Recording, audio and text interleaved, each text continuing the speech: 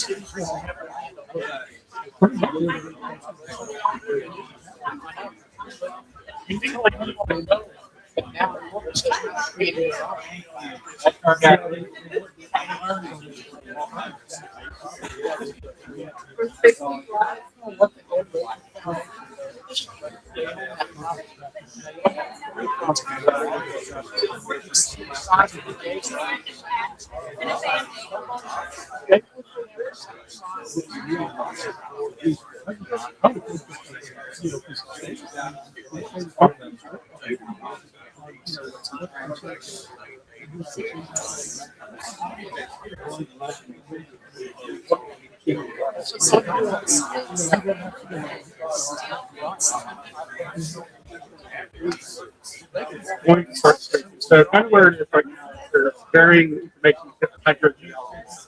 So the city has their we got one right. Yeah, he was actually the guy that worked on it. He did it. He did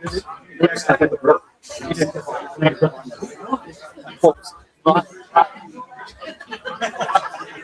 Shot.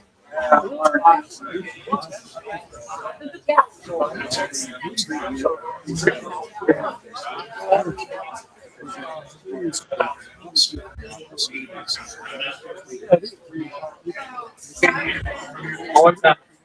Always happen. So we've been working on upgrading for over decades. Environmental flows, when it be down, they have over 138,000 per year.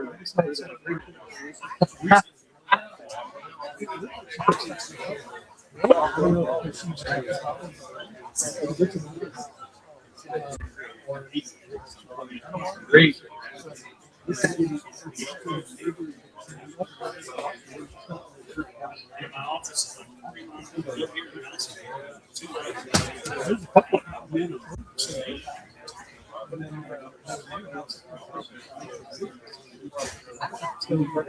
Work projects.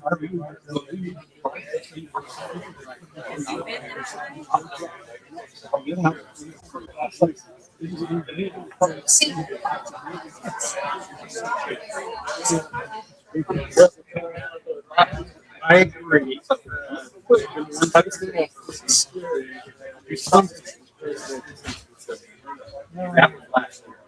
The kind of thing from habit perspective, coming up with elections. So he doesn't want any criminal. He doesn't want any of that. So we'll see how if he takes over. Tell me. You gotta do something.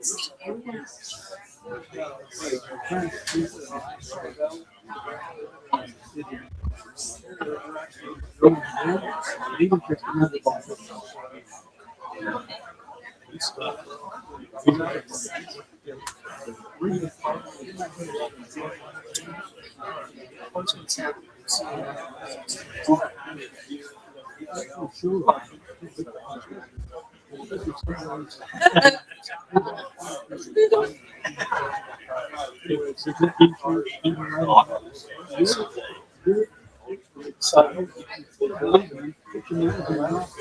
with that, people don't call it a city. So we've been asking for mitigation already. You know, if my well fails, because your well failed, what are you going to do to make it whole? Are you going to dig it deeper? Are you going to replace the pump after this? I think that's a several parts adding a little bit of trust. Tuesday, the council meeting. All of that. Even if something was just a rate project, they're doing the same.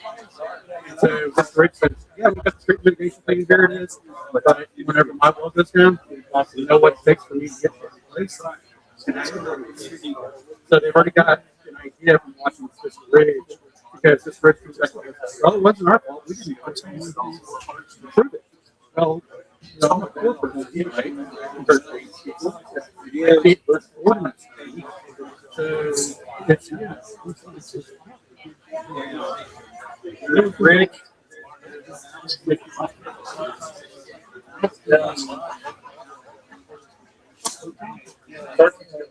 It's hard to fight. So with us, we don't have around conservation. But we have year round conservation every county around. So there's literally nothing to regulate. So that's where we came. We're going to create a landowner petition to start around water conservation. That way, at least our regulations. At this point, it's just a landowner. Land, so we have a little pepper, they can take out.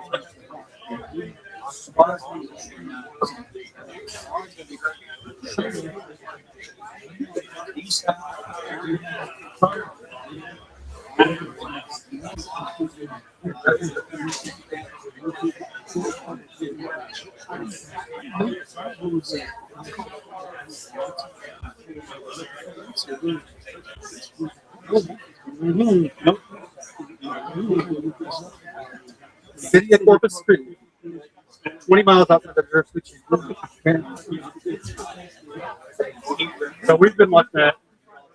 We got one of orders.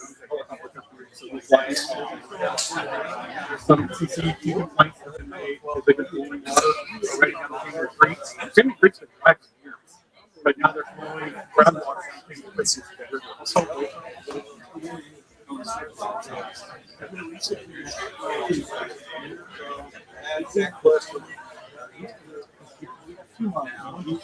We are.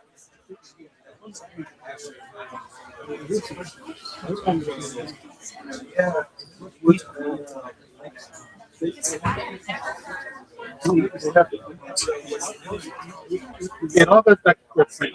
So we've known these issues that were in the area. This isn't the first time we've been like that, but they didn't do anything.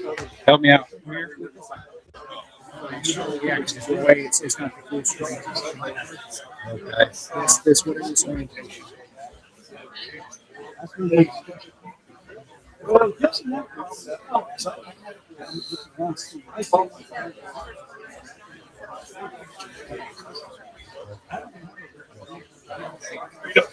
One friend here. Well, let me.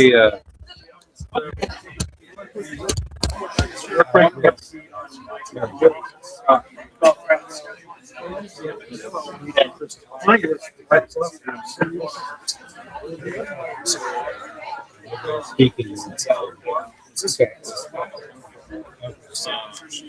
Some people did not.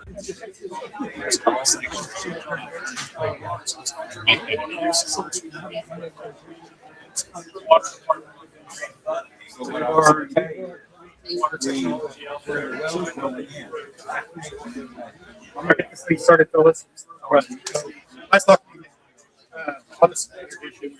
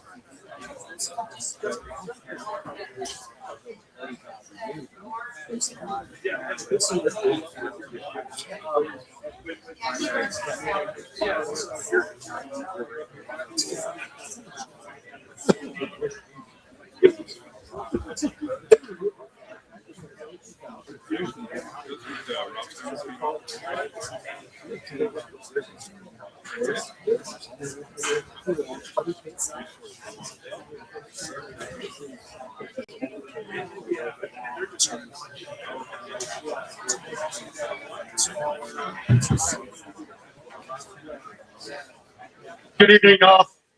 Well, good talking. What about now? Okay, we're gonna go ahead and get started, guys. If you'll find a seat, we'll have Chris Mayer come up and lead us in a prayer real fast. And then a pledge of allegiance.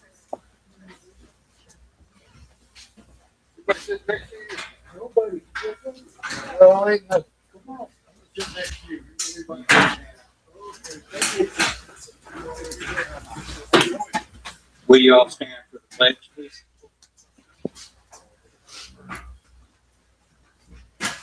I pledge allegiance to the flag of the United States of America and to the republic for which it stands, one nation, under God, indivisible, with liberty and justice for all.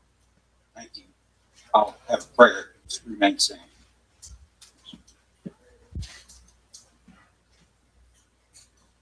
Dear most gracious Heavenly Father, tonight we assemble here in unity, and we recognize in this unity that we all come here to seek your wisdom. We seek your wisdom in leading us out of this drought and help us to seek you to do this, Father.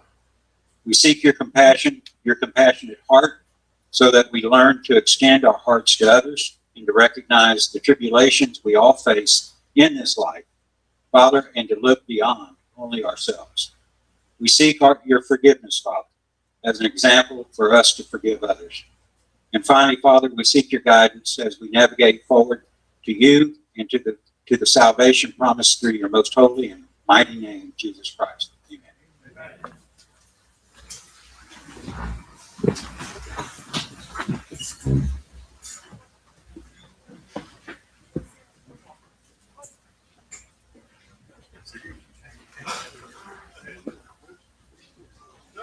I thought it should have been way the wrong way. I went the wrong way too.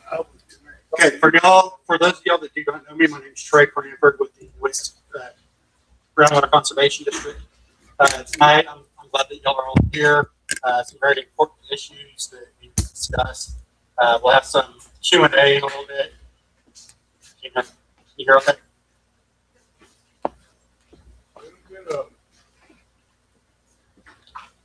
Better?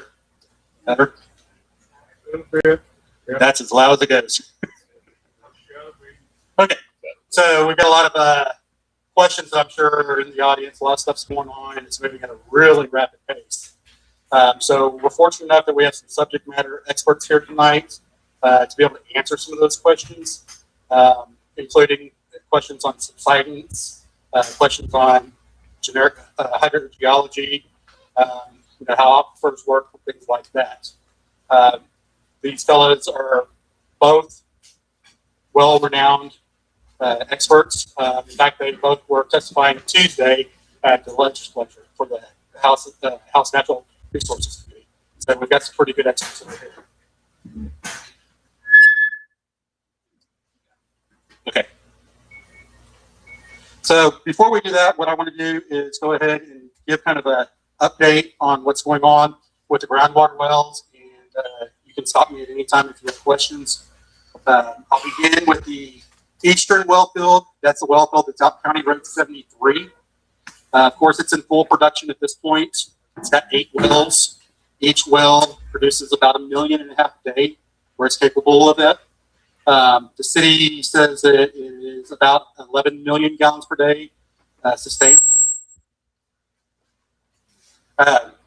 So what ends up happening is at this point, they are in full production, but there's some good news and bad news with that. They are in full production at this point, but they're not pumping 11 million gallons a day. So for this year, they're actually putting all their numbers up on a website, so we're able to track it better. At this point, the highest amount that they've produced in a day is 5.6 million. It's been running between 2 and 3 million gallons a day. So that's good news that they're not pumping all they can. The bad news is the smaller amount that they are pumping, we are seeing high TDS in the river. So you can only imagine what it'd be like if we were pumping 11, whenever we're pumping half that and seeing TDS skyrocket. Baseline before they started pumping was between 800 to 900 milligrams per liter, and we're seeing numbers up 1,600 at this point. We have a member that works with us that goes and tests every day. Test at well 1, well 4, the cluster of wells downstream at Hazel Baysmore.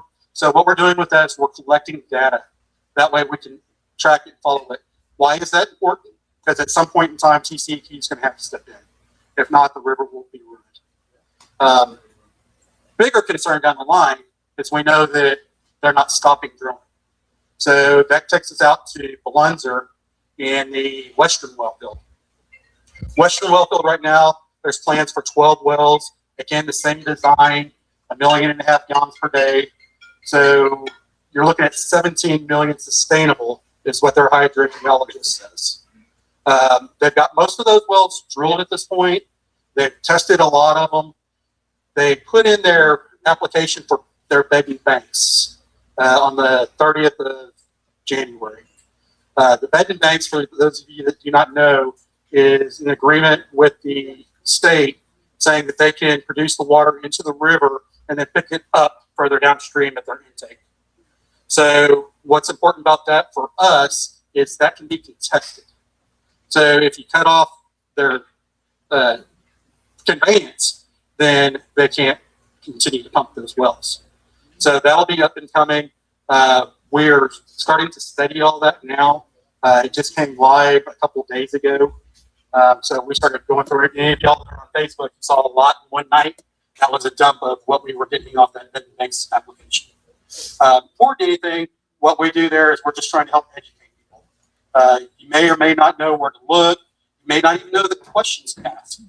So we feel it's very important to continue to try to educate our group, our community. With that, this past week at City Council, they finally announced the water rights purchase of the Edward Shell Foundation. Any of us that live out 624, we've seen the building on it for months. One thing about us, we're pretty, we observe stuff that's changing in our landscape. So this wasn't anything that surprised us. We knew something was going on. It just took them a while to actually say that they were doing it. We saw the belly dumps there every day. We saw the pipe trucks. We saw NEC out there putting in 3-phase. It was just a matter of time before they fessed up. With that, it's a $28 million purchase price for the water rights only. They will produce 15 million gallons a day out of that. So between the 3 well fields, you're looking at 11 in the east, 17 in the west, and 15. So 28, 15, 43 million gallons a day. That's a lot of water coming off of a 7-mile stretch is what that is. Yes, sir. Are they all in the same strategy? So they are producing out of the same formations. Yes, sir. So the Evangeline is the major aquifer. The formations that they targeted were the upper Chico and the lower Goliath sands. Or do I have it backwards? Yep, it's the Chico. Yeah. So it's in the same area, and that's through all the wells. Now the well field that's out in Belunzer, The water quality there is a little bit better than it is in the eastern well field. We drink it every day. We know it's pretty decent water. The TDS is a little bit lower, but it's still high in comparison to what acceptable drinking standards are. Yes, sir. 2 questions, Trey. Who's drilling the wells for them? Weissner Incorporated is drilling the wells. Okay. And how far out does this impact, like people in 534, Orange Grove area? How far out is this going to impact people? So that's a good question. It's not something that I can really answer right now. Okay. It depends on what their pumping schedule is. If it were me, I would think that the way that they have the 251 acres out there, the spacing should be pretty good. The eastern well field doesn't make sense to me at all because they've got 6 wells on 15 and a half acres. Well, what ends up happening there is you have interference from the wells, and so they don't work real efficiently if you have them all on. So what they've been doing is pumping 3 wells from the cluster at a time and rotating them. Some of those wells are dogs, I'll be honest with you. Or they turn them on, you can see the TDS jump sky high. But they're trying to manage that with the rotation of the pumping schedule. Okay. Now, they haven't done anything out in Blunsdale yet. They've only tested. So we really can't answer that question until they turn them on and start producing. Great question, because that leads to one of the things that I wanted to bring up.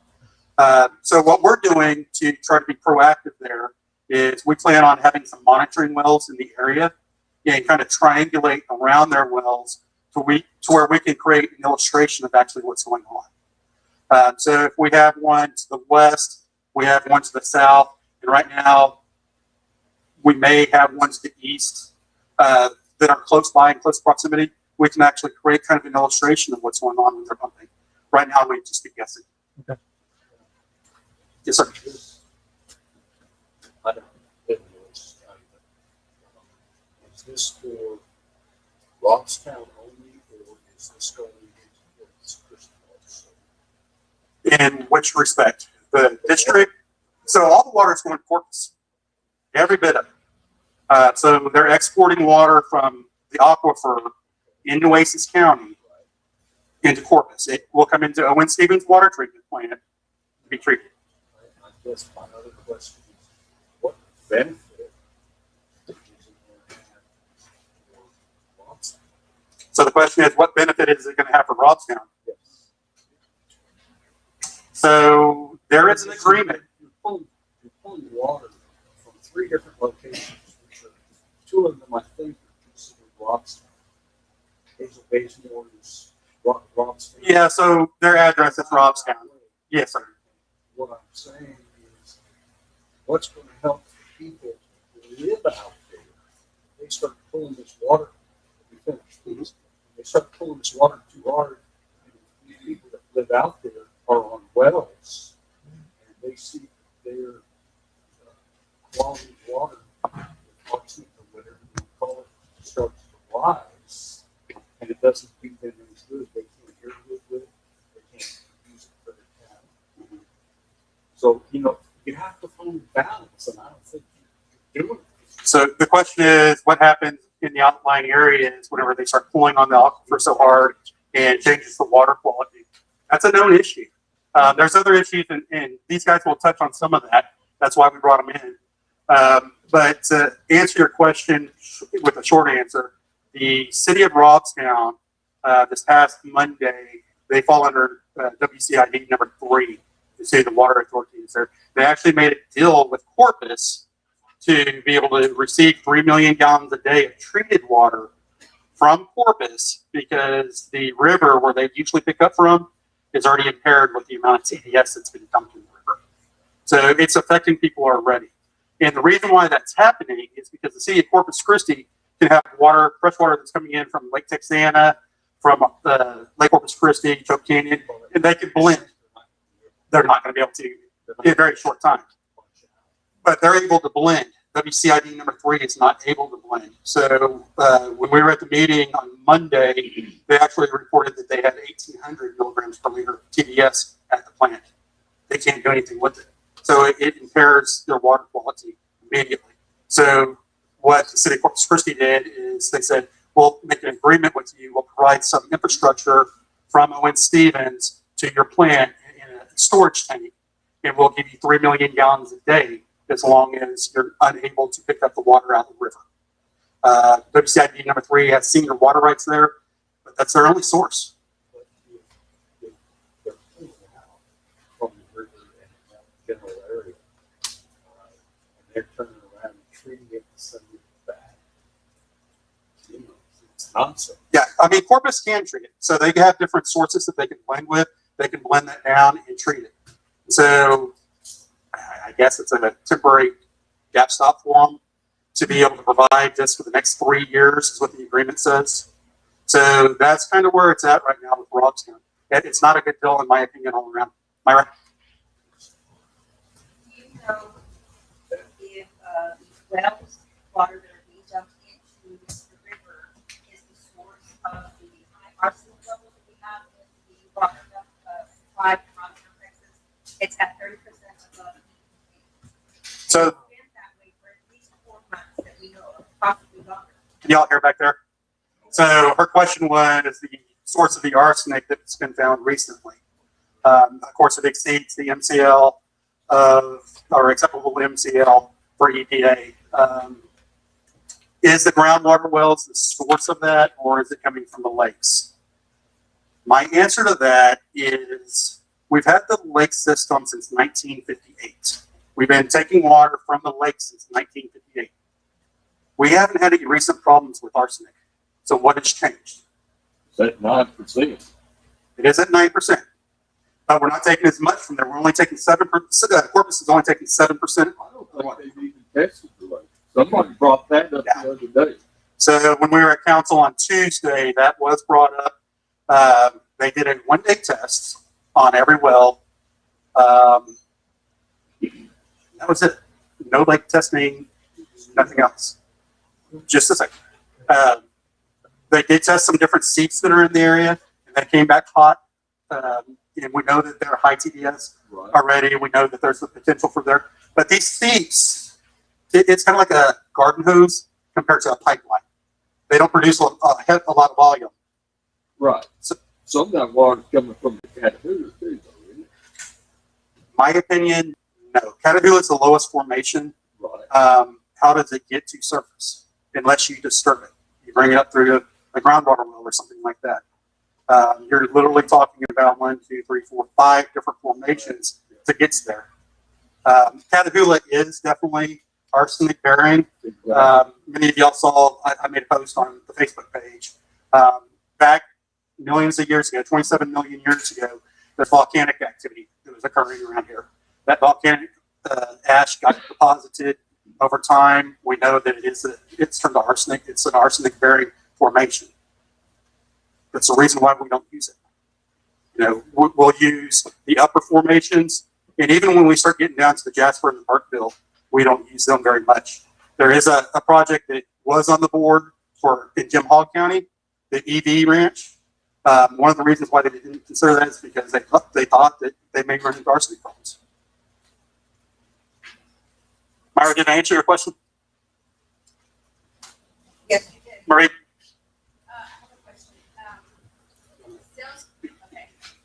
Well, I can yell. Hi. Okay, so sales people that are selling their plants here at one meeting said that we have 400 years of water sitting underneath us.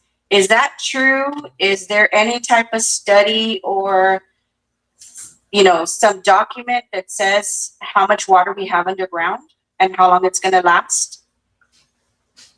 So that's a fair question. You know, the hydrogeologist could probably answer better, but there's plenty of water in the Gulf Coast Aquifer. Again, the Gulf Coast Aquifer runs from Louisiana all the way down to Brownsville. It's a very long, narrow aquifer. Now the question becomes is what is the quality of that water and how does it change over time? You know, I talk about this a lot. You can extract water, but is it usable water? And at what expense is it to treat? So the answer to that is yes, there's plenty of water there. Is it usable? We don't know. We've never pumped on the aquifer down here this hard. Yes, sir.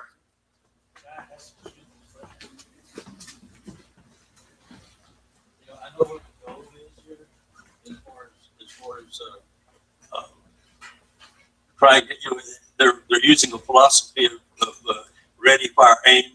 And when they were talking about the desal plan, and whatnot, well, we got to go through years of getting the thing set up. Yes, yes, we got to get that. And meanwhile, the price of the equipment, and whatnot, is yeah. And yet here's some country folks that's sitting out here, and we're like, hey, and everybody, it's like everybody's favorite radio station is FM. What's in it for me? And basically, probably a lot of y'all are educated on this subject matter. But like I was saying earlier, is that most people don't know that. So why is it so hard? I think that this is a bigger problem than local folks can do. They're turning local folks against local folks. You're aiming across the fence at your neighbor, and nobody's really coming. I mean, we've had miserable leadership on this thing, and nobody's going into the state and say, hey, it's like I was saying earlier. Back in the 50s, we didn't have interstate highways, and one person can't fund that. To me, nobody's looking to the state, and we're having so much of a difficult time with these small meetings about, hey, can we stop these people? Can we stop them doing what they're doing before they upset the apple cart here?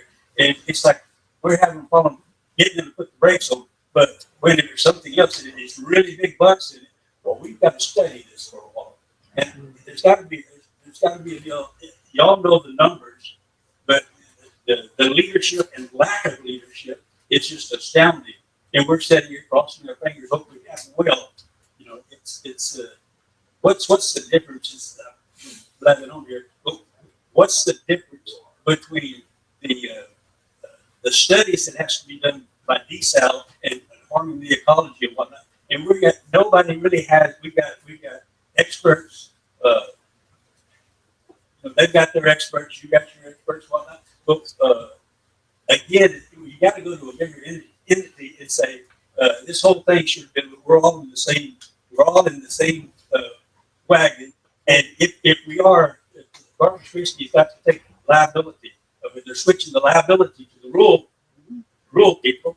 And it's like if you have done the proper studies and you know that we're not going to hurt you, put your money where your mouth is, and insure it. Valid concern. And I think the answer to that is we had a desal project that was working. It got voted down by city council, and whenever it did, it started over again. So now they've got to do their studies over again. There's new companies that are going to be involved in this next desal idea that they have. In the meantime, we're running out of water. We've got to have water. The entire region does. I don't think anyone in here wants Corpus to go without water. It's the economic driver of our region. And we all recognize that. And we don't mind sharing it. But don't impact me because you're poor planning. That's exactly it. If you be neighborly, but neighbors have if something, it would be like me doing something on my property that I don't know whether it's going to affect everybody in the 30 houses around me. I wouldn't be able to do it. Yeah. But some Because you have conscience, right? So, one of the reasons why the Groundwater Conservation District is being formed is because all around us in every county, there's a groundwater conservation district that regulates groundwater production. They have drilling permits, they have production permits, they have spacing permits. It's a responsible way to do it. Unfortunately, we do not. And so we need some kind of mechanism there to be able to responsibly manage. And so that's why we are trying to form a groundwater conservation district. But to go to your point, I think that you get to a point of desperation, and desperation leads to bad decisions. And that's where we're at. And if I might add to that, I went down to the city council meeting where this issue was discussed. Trey and I spoke, and one of the city council members said, desperate times call for desperate measures. And that's why they are trying to just rush this through before this conservation district can be formed. So they're trying to just rape and pillage as much as they can before this gets done. But the council member acknowledged Desperate times call for desperate measures. They don't know how much water there is. They don't know what the impact of pumping 28 million gallons a day is. They're clueless. And that's the situation we're in. That's why they're acting the way they are. Desperate times call for desperate measures. But to go to your other point about, you know, who steps in and who changes that? Is it going to be the state? Is it going to be the city? Who is it going to be? Now, fortunately for us, we've had some great support on a state level. Representative Nueces GCD has been very supportive of us at this point. And so we're trying to do what we can as expeditiously as we can to be able to create this. So at least that we have some responsible management. I sent her an email yesterday. To me, I think that's the answer I agree. of getting representation from the state. Like I say, we're out here in the country and they're doing things that's going to affect us. We don't have any representation. And somebody like her is taking football and running. So she's been great about having her back. Tuesday, she is on the House Natural Resources Committee. They had a special hearing. You know, it's not in session right now, but these guys are going back early on and earning their paycheck to make sure that groundwater is protected. So I would like to thank Denise for all that she's doing.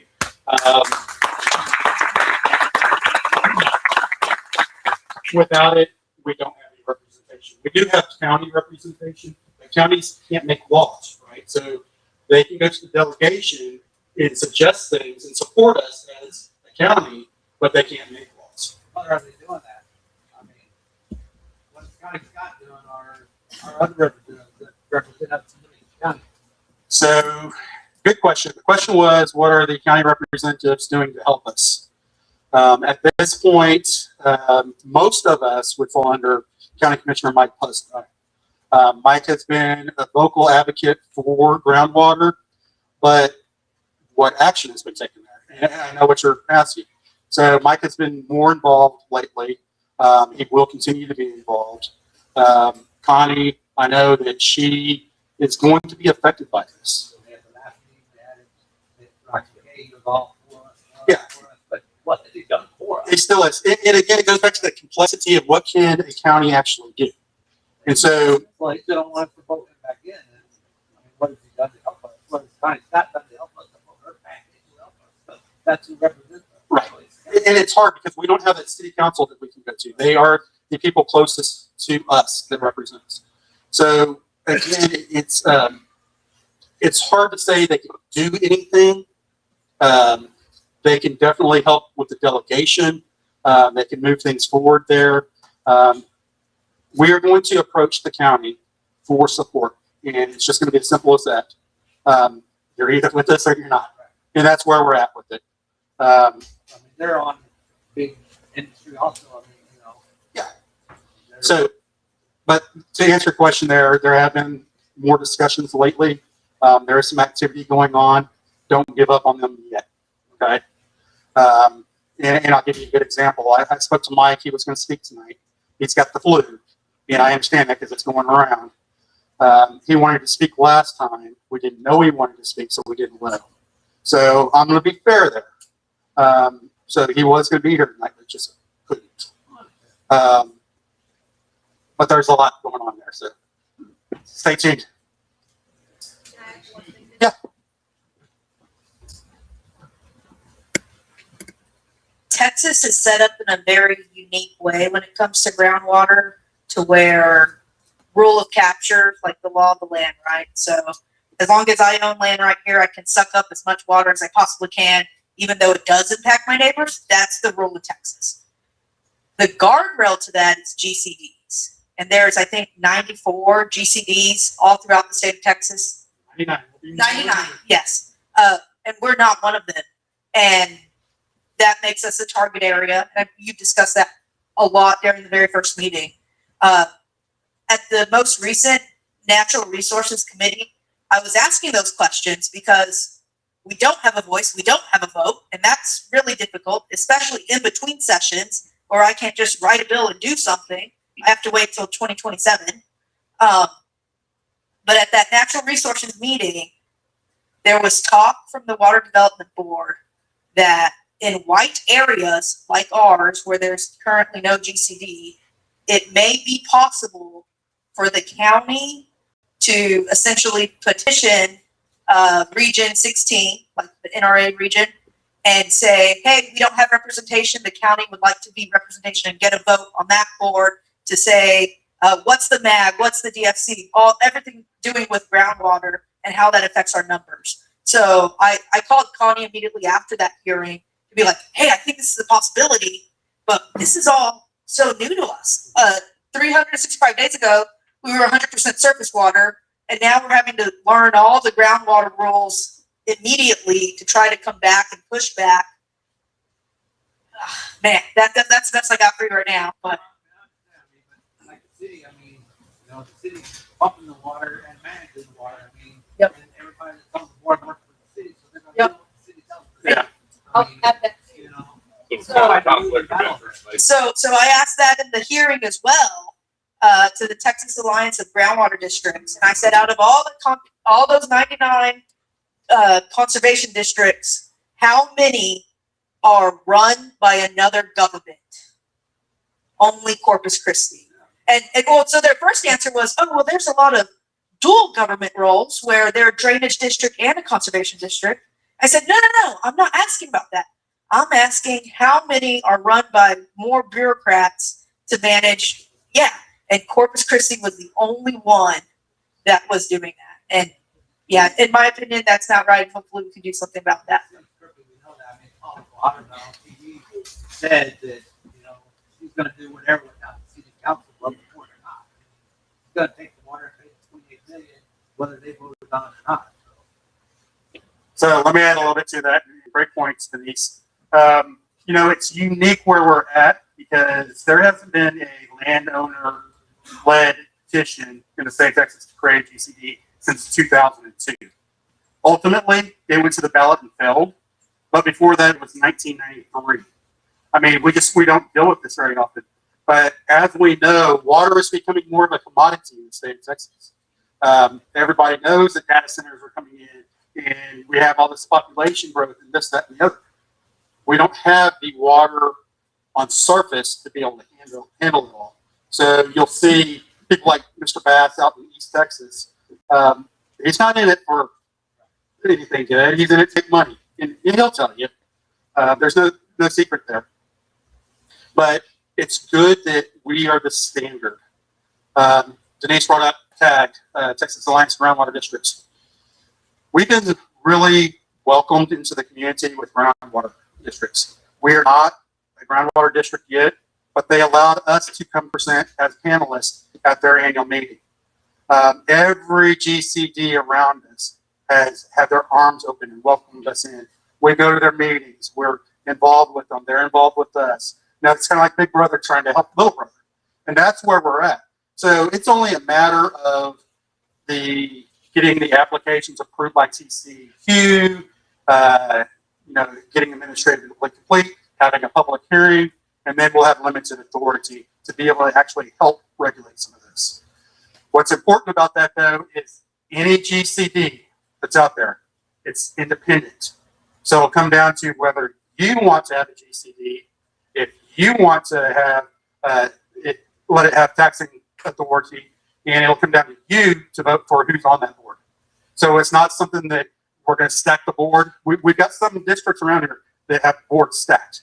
You know, it's the good old boy system, and they've got 4 out of 5. The CCAS RCD, they had all city employees at one time. Well, at this point, some of those terms expired, and so they added on 2 other people.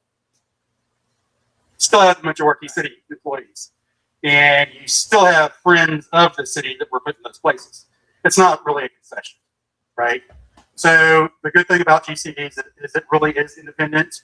GCDs are based off scientific information. It's not a popularity contest or this, that, or the other. If you approve a permit, you will be scrutinized on that permit. And so you better well do it based on fact. So it's worked. It's worked all over the state in the past. There's 99 of them. we'll be number 100.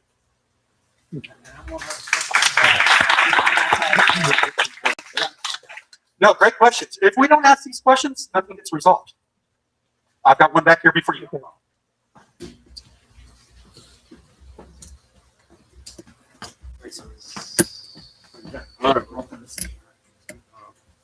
My question is, we're in a water crisis, correct? I mean, supposedly, that's what they're saying. And my question is, how is it going to affect our property values whenever all the stuff gets built around us?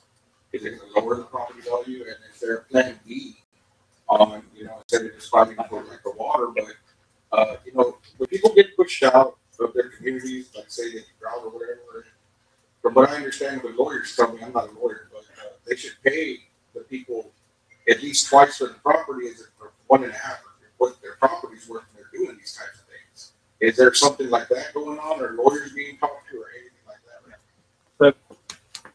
Fair question. I don't know if everybody heard it, but if some entity damages your property, is there something that's out there that makes you whole again?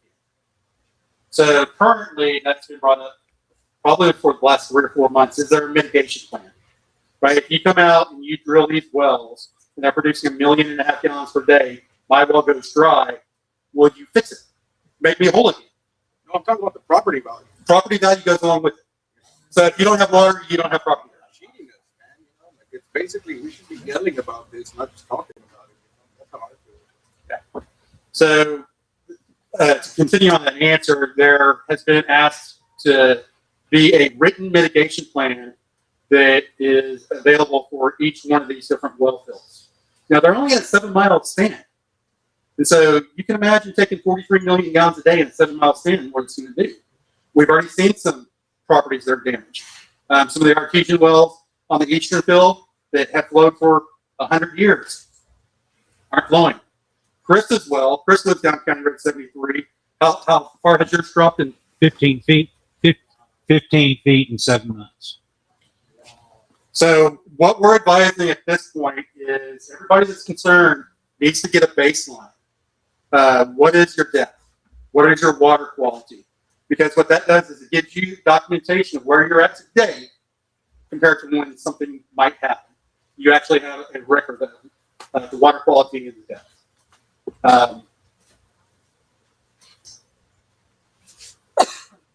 Yes, sir. Back on the GCD thing, what's the latest from across the river? Is that why they're bogged down over there? Great question. So the question was, what's going on with Sandpat GCD and the Evangeline project the city has? Currently, the Sandpat GCD has taken in the permits. They've accepted them in. They're administratively complete. But what happened is they're now contested. There was a Sinton farmer. You might help me out here. A Sinton farmer, a Corpus Christi resident, and the city of Sinton in St. Paul. So they contested the permits. So now they have to go to a special hearing on that before they can move forward. So there will be some arbitration there. And from what I understand, it's going to be on the 2nd. They're actually going to meet with an administrative law judge, a retired judge, and they're going to try to hash this out. But what that has done is it's slowed down the progress of the Evangeline project. So how that affects us is if we're not going to have the 12 million gallons per day in November that we were counting on for Corpus, where are they going to go to? To us. Is that the motivation to move forward with the ERA deal? Yes, sir. Well, that's been going on for a long time. ERF, Edward Shell Foundation, we saw them, they actually drilled their first production well back in May.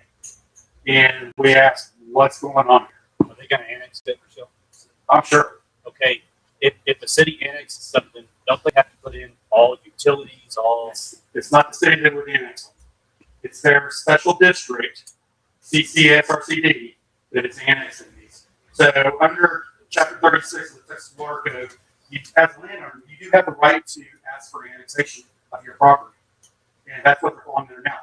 Our contention is they do not have that authority. They were never set up to be a groundwater conservation district. They're a special district under 8011. And what that is, they were getting specific authority to be able to create aquifer storage and recovery. What that means is they can take excess fresh water and pump it down whole for later use. That way it didn't evaporate off. I've got something on your arsenic deal. So I've got some experience with arsenic mitigation, and arsenic ties up in the soil, and it only shows its head if it's disturbed. So maybe somebody look into that. You know, where our lakes are getting lower as they pump out of them, we're disturbing sediment at the bottom, we're pumping out of the ground, disturbing sediment, and so that might be agitating arsenic. It's here, it doesn't go anywhere. It's just Naturally occurring. It's naturally occurring, but it doesn't break down in sunlight. It doesn't go anywhere. It's not an element that you can get rid of. You just mitigate it. Well, maybe them disturbing so much of the soil has agitated it, and that may be a place to go look. Sediment coming out of the river, out of wells, instead of just the water. Great points. It is a naturally occurring mineral. It does have to be disturbed. So kind of our contention is again, the example I used a while ago. We've had the lake system since 1958, and we haven't ran into a whole lot of arsenic issues. It does exist. Don't get me wrong. It does exist. The lakes are low. Is it more likely that it's coming from the lakes these days? Yes. But we've been low for a while now. So why is it just now? Well, it could be from faster releases, slower releases throughout the day as they blend. So they're not blending much because they're only using 7% from the lake. And of course, we go around with our TDS monitors and we check different TDS spots for data points. And what you see is the city of Corpus Christi is really good water, 400, 300, 400 TDS. And the reason why is because the majority of their waters come from Lake Texana. So keep that in mind. So back to having your wells measured for the depth and for the quality. I would recommend everybody using an outside site because our wells, since they've been pumping, could be impaired already. So then if you have data taken, the city has stated that they'll come around and they'll check your wells, measure the depth, do the quality. But since they're already pumping, your well could already be impaired, so that you could be giving them data if they test it for you that they could then in turn use against you. So I would recommend A&M or any of the other water well testing sites. Certified labs, yes. Okay, we'll take 2 more questions and then we're going to move on to our speakers. Back to your TDS stuff that you were talking about. Is there a limit with the EPA or the TCEQ where the TDS is being pumped into the river from the wells passes a threshold where a judge or the TCEQ or the EPA can get involved and say, hey, you can't be pumping that high TDS, including our river? And what is that? So, great question. So, on TDS, acceptable drinking level is 500 milligrams per liter. At 1,000, you become concerned in a river is really impaired at that point. What we're seeing at this point is much higher than that. The way that the TCEQ set up the bed and banks permit that the city actually wrote and the TCEQ accepted, they actually have a delta there. It's not a direct number, it's a floating number. So what it is the baseline upstream times 40%. And that creates a trigger that has to happen. So if it's at 40% for union, I don't know the exact hours, but I think it's 8 hours. If it's at that, then they have to go out and check on what's going on. They have to retest. Then they have to start shutting off wells. And then they have to stop completely when it reaches a certain point. But it's not a 1,500 TDS, or it's not 1,200 TDS, it's a floating measure. Can they just turn the pumps off before they test? They get false numbers? Yeah. I didn't say that. Have they reached one of those limits yet? So they have, we've been out there before when the wells were shut in. We measure every day. So when we post those, sometimes you'll see that they are shut off. We're talking that this man is the one who tests everything. So. Just to give you an idea, so that's a floating number, right? And it's influenced by their upstream baseline, which we test every day too. But if that upstream baseline, say 40%, and their upstream is 800 TDS, and so they can go up to 1250 or so before. They only have action limits. They have no exceedance. I have to shut anything down. I have to stop what I'm doing based on their permit. They never have a number given to them that they have to stop everything. All they have to do is do increased monitoring. They have to reduce their flows. They have to increase the flows from the lakes. They have to take action. So if you go to our Facebook site, we run a graph a couple times a week with those numbers. And it shows the upstream baseline. It shows the Hazel Bays mark, which is Owen Stephen. And it shows where that 40% line is. That red line, you can see how often the city is above that 40%. And I would say that it's probably 85% of the time since September they exceed that 40%. Where's the upstream monitoring spot at? So if you go down all the way down County Road 73, well 1 is the first well on the furthest west you can go. So that upstream baseline is 100 feet west of well 1. Then you have well 4 about a third of a mile from well 1. Those sit on individual lots, not even 1 acre. And then about a mile and a half down the road, you have the cluster, and that's where 6 wells sit on 13 and a half acres. And they have one common discharge. Yeah, Oh, yeah. Nobody brings that up. All that poison over there for years and years. It's been brought up, and the answer has been they've been remediated. They're under study. They're knowing that those dead, and we're going to be the guinea pigs for the rest of our lives until somebody's going to get all these cancers. But they haven't put us. They haven't. And the reason why is because at this point, the Superfund says that it's been remediated. I don't know if you remember, but 10, 15 years ago, they went down there and removed a bunch of soil, brought in new soil, big project that went on. Around that area, the people would cry back then that their husbands were dying of cancer. Back then, not even 5-7 years after that, that's what they found out. It's a legitimate concern, and the bad. We're sucking the water underneath, not even a mile away from it. Well, you've got to remember also you're 800 foot down from there, so there is some variance there. Earth is a great filter, it really is. So I'll give them that part. But at this point, we haven't gone long enough to know what any results are from that. One more thing. Yes, sir. All this water, you said millions and millions. Is that for the people or for industry? It's for the supply.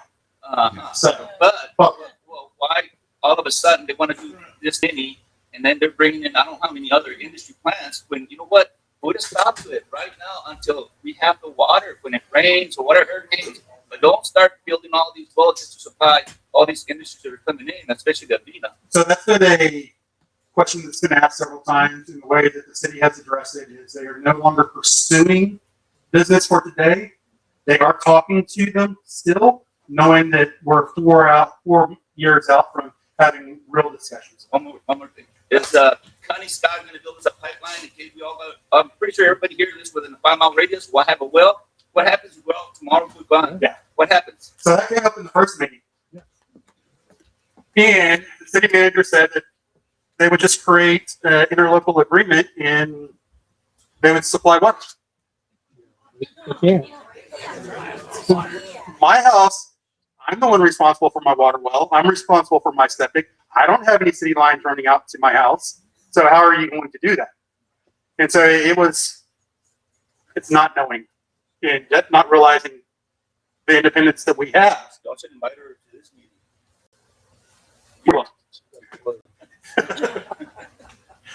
Okay, guys, we're going to go ahead and roll on with our subject matter experts. Very, very highly regarded individuals.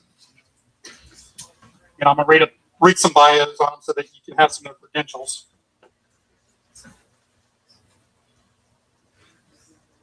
Okay, our first speaker is the general manager of the Harris-Galveston Subsidence District and Fort Bend Subsidence District, where he leads a community-focused team to support the district's mission of preventing further subsidence through groundwater regulation and award-winning water conservation programs to protect the lives and property within Fort Bend, Galveston, and Harris counties.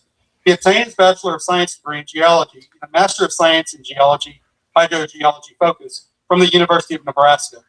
His career in water resources and groundwater data collection spans over 30 years, beginning with the U.S. Geological Survey, where he worked on numerous surface water and groundwater data collection and research projects. In 2013, he became general manager of the Harris-Galveston Subsidence District, with the goal of supporting the region's growth by protecting groundwater resources through reasonable and effective regulation backed by the best available science, ensuring a sustainable water future free from the impacts of subsidence. It is involved in several influential water groups, including the Region H Planning Group, the San Jacinto Regional Flood Planning Group, the Texas Water Association, and UNESCO's Land Subsidence International Initiative. Will you please welcome Mr. Mike Turco?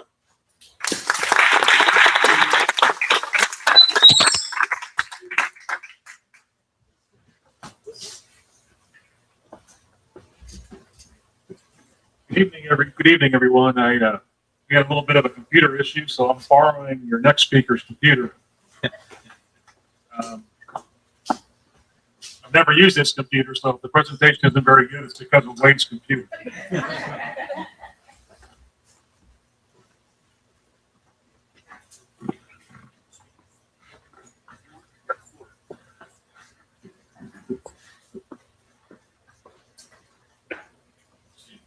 Fix it up.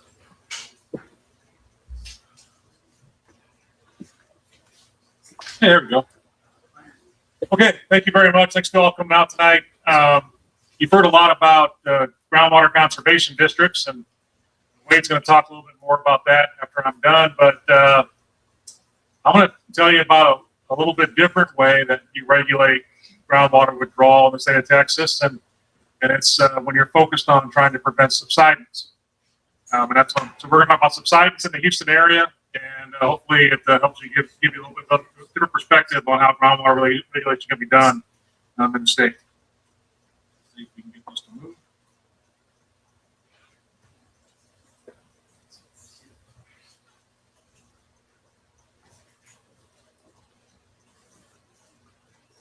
Got it. Okay, so let's talk a little bit about subsidence first before we get too far down the road. Subsidence, very basically, is a lowering of the land surface elevation. In our area in the Gulf Coast, subsidence can be a really big deal depending upon how close to the water you are. Our coastal plain or the Gulf Coast aquifer is essentially flat until you get up into the uplands. And in our area, when you extract shallow fluids, regardless of their make or type, whether it be shallow petroleum and oil and gas or shallow groundwater, you can impact and induce compaction of the aquifer system that results in subsidence at the surface. Now, the Gulf Coast aquifer, we talk about it in very layer cake general terms. We have the Chico aquifer, the Evangeline aquifer. We break them up, and you'll see cross sections where there's very neat, nice little cake layers. The reality is that aquifer is an interbedded sand and clay and silt. It's incredibly remixed and reworked. For the geologists in the room, I'd like to say it's homogeneous in its heterogeneity. What that means for everybody else is that it's equally reworked and mixed up everywhere. And you never, no real rhyme or reason where that sand lens or where that clay is going to be. You just know you're going to have a little bit of both as you move on down, as you're drilling down into the aquifer system. Now, when all these sediments were deposited, they were deposited during flooding events over millions of years. And as the clays and the sands were deposited, they were under pressure. And over time, as they began to stack on top of each other, they built an artesian pressure, which is what you see when you turn on your well and that water comes out. As that system is developed or groundwater is used, that artesian pressure can be reduced. So when these clay grains are under artesian pressure, they're all randomly orientated. You can see it here in this cartoon here to your right. And when they're all randomly orientated, they're all kind of just intermixed like this, and they're very flat and platy, kind of like a playing card. But as you begin to depressurize the stands, and ultimately you begin to depressurize the clays, those clay grains lay down flat. And it's that compaction that we see at the surface as subsidence. And that can have a wide range of consequences, as you might imagine. Near the coast, it's real obvious, right? You get storm surge, places get wet that never used to get wet.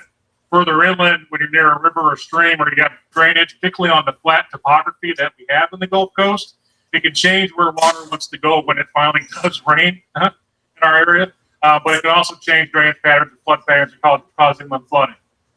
So it's a really important consideration when you're talking about the impacts of the development of groundwater resources, particularly on the Gulf Coast of Texas. What does that look like on the landscape? Here's some pictures from the Houston area. And I'll start from your left and kind of move to the right. But that well that you see there on the left is actually referred to as the Worcester well. It's internationally famous. It's from an agricultural area in just south of Houston in an area called Baytown. That well is also referred to as a protruding well because it looks like it's been pushed up out of the ground, but what you're actually seeing there is the land subsiding around it. And in that area right there, I think there's a map in here later on. It's right near an area where we've seen upwards of 10 feet of subsidence occur since 1906. Just next to that is a bridge near the city of Kima. In the foreground, you see a bridge that's lower than the one behind it. The one behind it is actually its replacement. And that bridge there, the foreground of that picture is no longer there. Of course, flooding in our area of Houston is something that you see happen frequently. Not so frequently lately because we've been dealing with drought like everybody else. But here's a picture from Hurricane Harvey. But you can go back to the Tax Day flood, Memorial Day flood, Hurricane Ike, Tropical Storm Alice, and the list goes on and on as you go backwards in time. And you have examples of the impact of inland flooding and these coastal systems when they come in and drop 30, 40, 60 inches of rainfall as part of their system and the impact they have on the landscape. And then the last picture over there, following to the right, you can barely see it. If you're close enough, you might be able to see it. That's actually a foundation of a home in a subdivision called Brownwood. That's no longer there because the Galveston Bay kind of swallowed it. So that whole subdivision was taken away as a result of the subsidence in the region. Throughout my presentation, you'll see little QR codes in the slides, and I'll share the slides. They'll be available after this, but you can click on that QR code. You can go to our website and get more information about what you're seeing. So about the subsidence district, we were created in 1975 with the purpose to prevent subsidence within Harrison, Galveston County. We're actually created inside of Chapter 36 initially. About the year 2000, we pulled ourselves out of 36. And we have our own law in the water code now. And we're very unique in that our sole purpose is to prevent subsidence. The tool that the legislature gave us to do that is to regulate groundwater withdrawal. We've been doing that since 1975. We do that utilizing a method by which we regulate based on water demand. We do have by statute the allowance for exemption from our regulations, but for a single family dwelling, but that's the only exemption. Everybody else uses groundwater in our area is required to follow our regulatory plan. Our regulatory plan exists to prevent subsidence. And by doing that, we've had some really consequential results over the last 50 years. We base our regulations on science and research. I can't overemphasize how important it is to have historical data, long-term data sets to begin to build the understanding of the impact of stress on your system. Particularly in an area where you haven't had stress or concentrated stress, that information is incredibly important. And we've been collecting data as a district for 50 years, but prior to that, that data set goes all the way back to 1908, and I'll talk a little bit about that in a minute.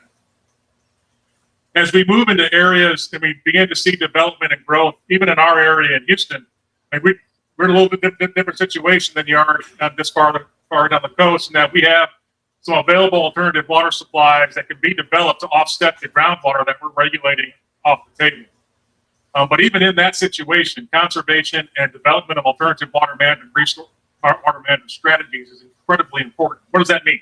Being efficient with our water supplies, looking at the availability of frontier resources like seawater desal, brackish desal, and then reusing that water, particularly in these urban environments. None of the work that we've done so far can be done without collaboration.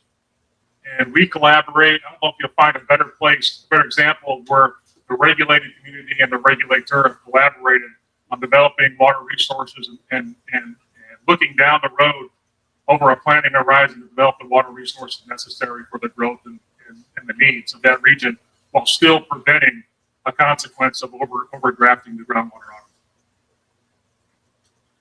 So our regulatory plan has evolved over the years. We had our first plan in 1976. It's gone through a winding road, really. Very complex to very simple. But ultimately, we've taken an adaptive management strategy where we've developed a regulatory plan to prevent a consequence, one that we saw very early on the coast of subsidence. going all the way back to the Brownwood subdivision, going back to the oil field near Baytown, where we saw 3 feet of subsidence occur in 8 years. Focusing on that area, then as growth and development occurred and began to extend out to the west and up to the north, we began to see through data collection water level declines. In some cases, water level declines near 400 feet, and subsidence rates over a foot per decade. That instigated our regulatory plan to move and shift, and we've been following that model ever since the beginning. And we settled on in 2013 a very simplistic model for a regulatory plan where we have an area near the coast that we regulate, an area intermediate to our district, and then an area further to the west and north that we regulate in totally different ways. So if this movie over here to the right will play.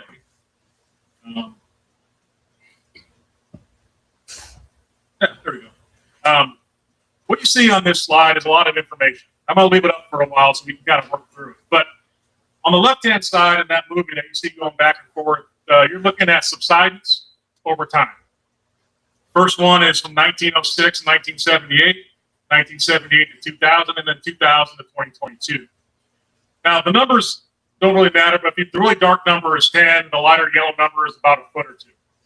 But what you see there is that the amount of subsidence that occurred near the coast was dramatic. And as you begin to see time move on, that subsidence rate, the amount of subsidence began to shift to the east, to the west, to the north. That shift happened because of regulation. That shift happened because water use changed, the source of water changed from the areas, coastal areas, because regulation came into effect. Let me put some numbers on that for you. So in 1976, we were first created. Groundwater accounted for about 450 million gallons a day of the total water demand, which was about 750 million gallons a day for Harrison, Galveston County. In 2024, groundwater accounts for 237 million gallons a day. So we've cut that amount of groundwater in the Houston area by half, while total water demand has gone up to over 1 billion gallons a day. And actually last year it was about 1.1. Wow.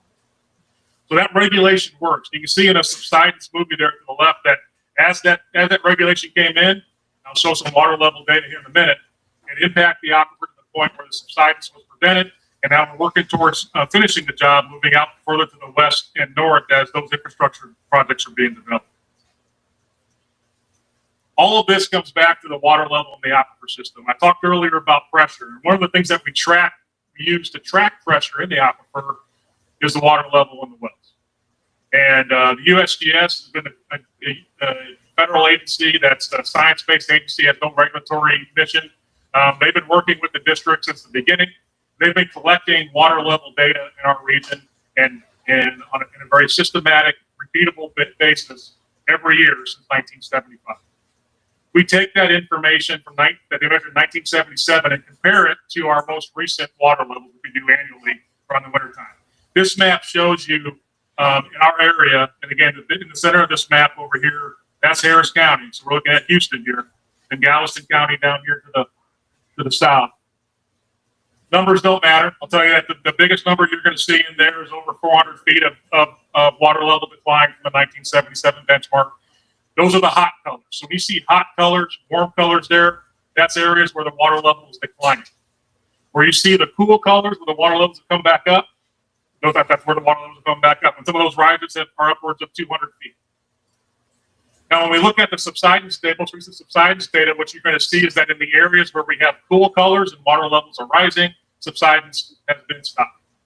In the areas where we still have water levels below the 77 benchmark, which are the areas that you see in the warmer colors, that's where the subsidence is occurring.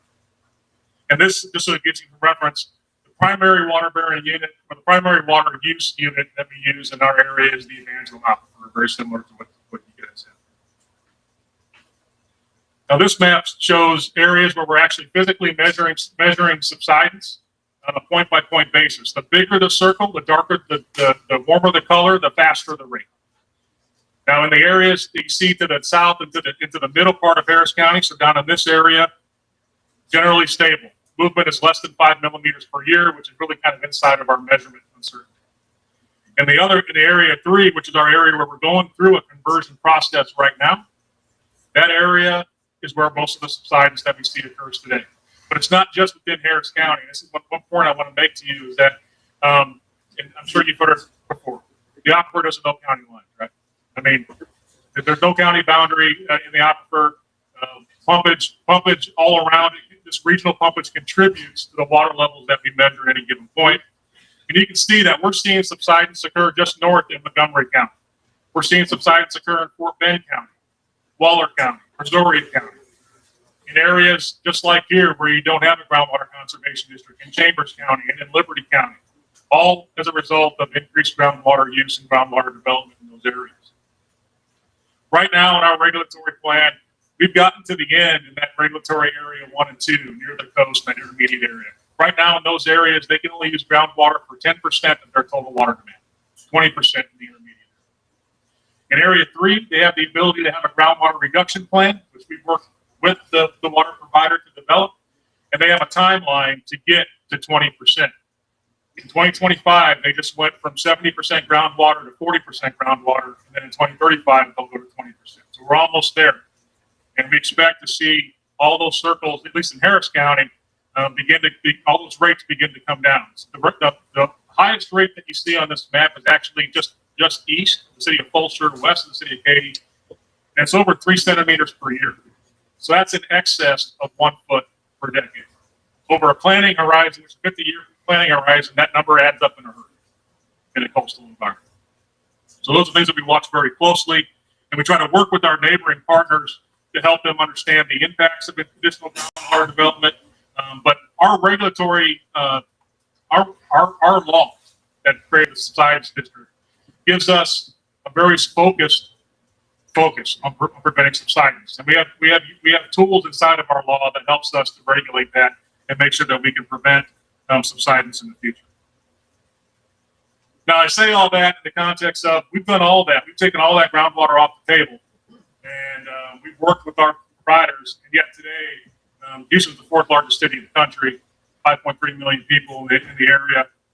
It's the 3rd largest number of Fortune 500 companies, largest port by tonnage.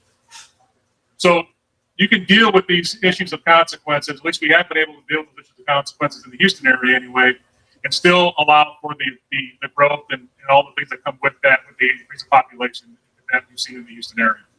So with that, I'd be happy to answer any questions you might have about a subsidence district and what we do there, or I can turn it over to Wade and he can get started on it. Thank you very much for your attention.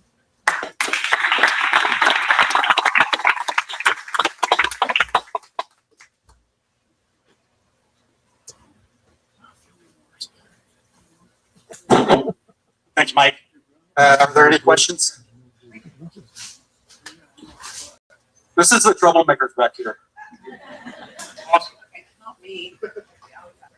Hi there. It's my understanding that once subsidence happens, that it negatively affects the aquifer and its ability to recharge. Can you talk about that a little bit, please? Yes. So there's a couple of things that kind of glossed over for time, but I'll get into some of those details for you. So first, I want to mention that when we're talking about subsidence at the surface, we're really relating back to compaction of the aquifer system, right? And the compaction that we see kind of comes in 2 forms. One is called elastic compaction. That happens near the surface. So if you have a lot of clay at the surface, you can see a shrink swell at the surface, cracks your driveway, cracks your foundation. A lot of us have experienced that. That part is more as a result of climate changes than it is by groundwater withdrawal. The second type is called inelastic. That's predominantly the largest part that we see and have measured. That's the part that we're most focused for, because once that happens, you can't reverse it. It's inelastic. That compaction occurs, it's there forever. As it relates to the impact on wells, we've seen all different types of impacts on wells in our area. We've seen compaction cause collapsed springs, so it basically destroys the well and it has to be redone. We've seen it activate faulting and growth faults in the area, which can impact wells, but also impact infrastructure. But the one thing that it always does when you have compaction of the aquifer is it ultimately reduces the yield of the aquifer in that area. Because you lose the capacity for that storage of water and that water in the system.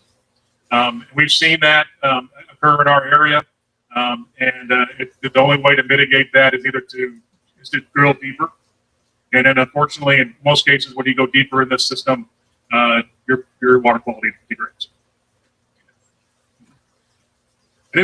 Someone asked earlier about recharge, and I do want to mention that in my time with the USGS, we did a study for recharge up in the Houston area. And we were looking at the Evangeline and then also a deeper system. But the age of the water in the Evangeline can be quite old, on the order of thousands of years. So something to keep in mind. The recharge rate is very low in comparison to like the Edward Aquifer in San Antonio. The recharge rates of 8 inches per year. Recharge rate in the Evangeline somewhere between 1 and 2 inches per year, regardless of About a quarter inch a year. They're probably much lower here. You have less rainfall for sure. Any other questions? All right. Whoa, way back there. So I just have a question, and one thing I've been thinking, when Eagle Ford boomed and they were drilling oil really fast, that caused a lot of earthquakes. Can that happen with water as well? If it's being pumped fast? Yeah, so I'm not aware of pumping of groundwater specifically contributing to earthquakes. Although I will say that when you're pumping oil, you're pumping an awful lot of water with that. But a lot of the earthquakes that I've seen associated with were associated with fracking operations of a particular type of group. But that's not anything that we've seen in the Gulf Coast, at least in my area. And you also have to remember whenever you're fracking, you're under high pressure and you're moving water from one state to another. So it makes a big difference in what you're actually doing. Try.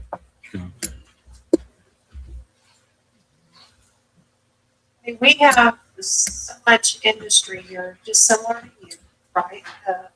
And it is, something that has built purpose, is our oil industry, refineries that we have, and now we're having even more growth of that.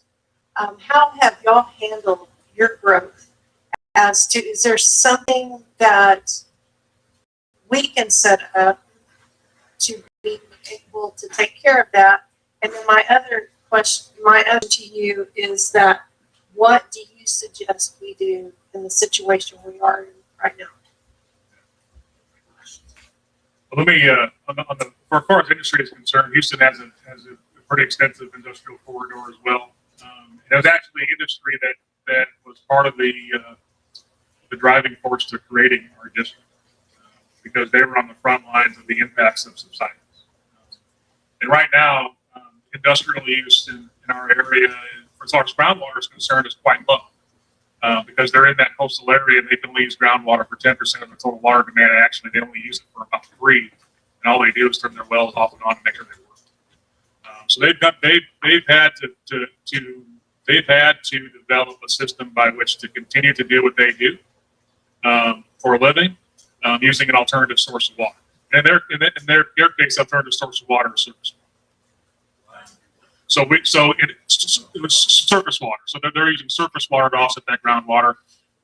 Different situation that you have here because you're working in an area where your surface water limited at least for right now, and that's definitely a challenge. Which is why alternative management strategies and looking for other sources of water, whether it be like seawater desal, is one that we're looking at in Houston right now. We just about to complete a feasibility study that we did in cooperation with the Brazos River Authority, the Gulf Coast Water Authority, and the district in the Bureau of Reclamation to look at feasibility of seawater desal in the Gulf of Mexico for that exact reason. As far as my recommendation to y'all, I think what you're doing here is exactly what you should be doing, talking to each other and getting information. The best thing that you can do is begin to measure your wells and keep track of that data. And the water quality data can also tell you a lot about how water is moving. Water levels tell you that, but so can the water quality data. I would continue to do that and continue to make your voices heard locally, regionally, and statewide because folks are listening. This is a big issue I know it's very personal to you and it's very personal here, but it's an issue that's being seen elsewhere statewide. We heard about that on Tuesday. So I would continue to do what you're doing. Right. Somebody over here.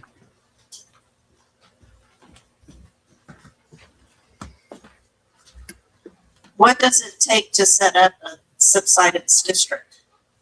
Yeah, so it's the same. I think it's the same process that it is for a groundwater conservation district. I mean, our bill was created. It was created, I think, initially by folks associated with City of Houston and industry and NASA. They worked together to create a bill that created a subsidence district, and it went through the process at the Capitol, just like any other creation of an agency. We're unique in that we don't have a taxing authority. We're not state funded. All of our funding comes from groundwater fees from groundwater users. I have a 19-member board of directors that are all appointed by water users in the district. So City of Houston, Harris County, Galveston County. And what that's been able to accomplish for us is to be able to maintain a reasonable approach to our regulation while still completing our mission objectives. So there's a lot of ways that that's been done in the past. There's all different shapes and flavors of groundwater conservation districts. With the subsidence districts, Harris, Galveston, and Fort Bend, they're unique, but they're very similar in the way that they were made, and the way that they're in the legislation and the way the law was written. If you're interested, Section 8801 Texas Water Code is the law that governs it. Falls under a special district, just like some other districts that we know about. Okay, we're going to move on to the next speaker, guys. Please thank Mike.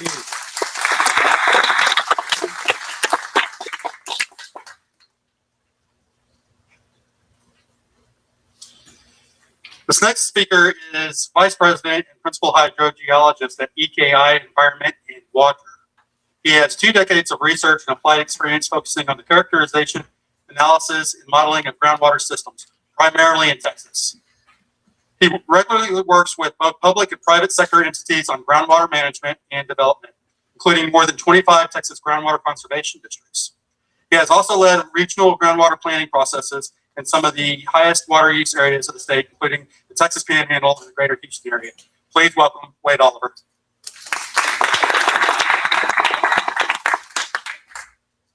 So now I'm gonna have the same issue. No. Can you guys hear me okay? Bring it up a little bit more. All right, how's this? Okay, if you guys can't hear me in the back while I'm going along, just wave at me. I'll do the walking around mic.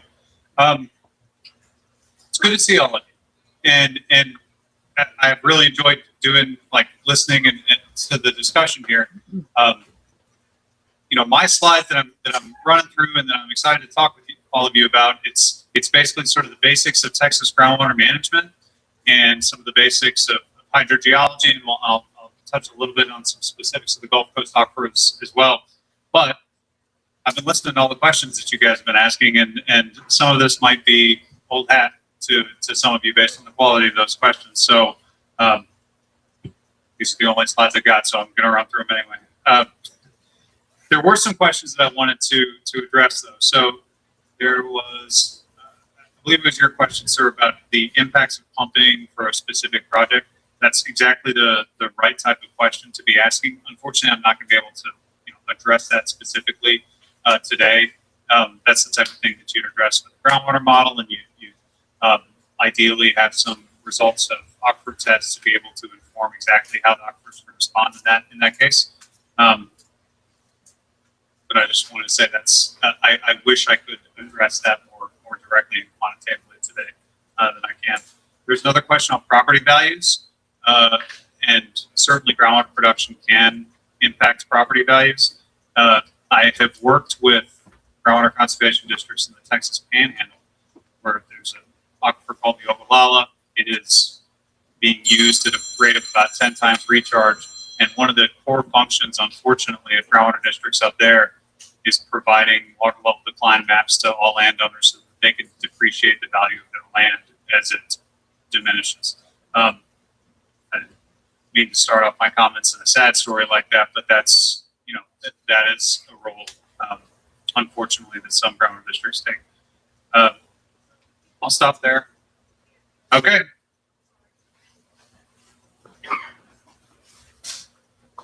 Thank you. All right. So, so off we go here. This is, as of 2 days ago, the current drought conditions in the state of Texas. So, you know, February 10th, 2026. And what you can see is that, you know, down where we are right now, a huge chunk of the area is in severe or extreme drought.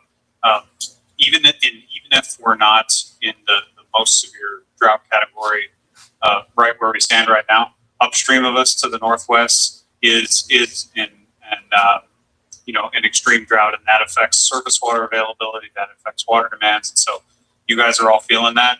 This is a big part of that story. So I'm going to take a step back here, and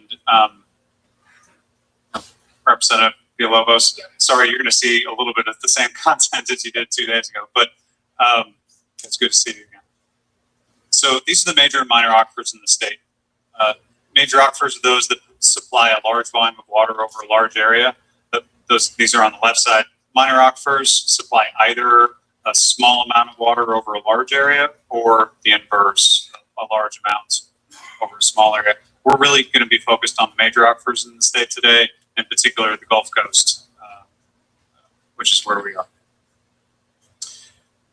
I have this up here as a definition slide. It's an extraordinary amount of text. I hope all of your classes are working well in the back, but you know, I'll provide the presentation later.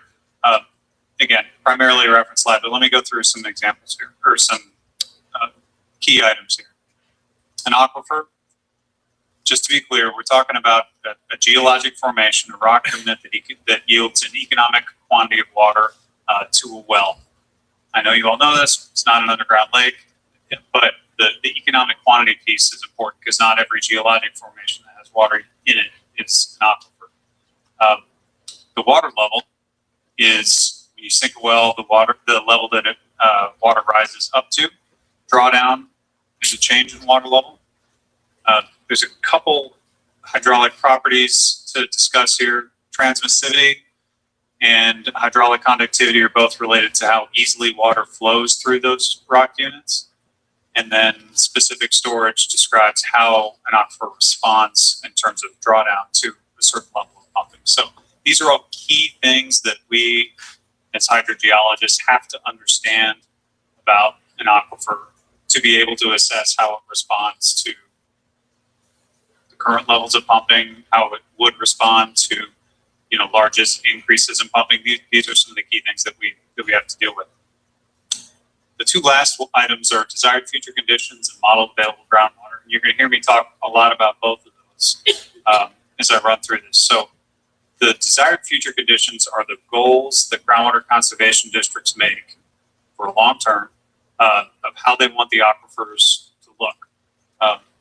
The amount of pumping that you can produce each year and still achieve those goals is the modeled available groundwater. So one is what the aquifer looks like over some period of time, and the second is how much do you get to pump and still meet that goal.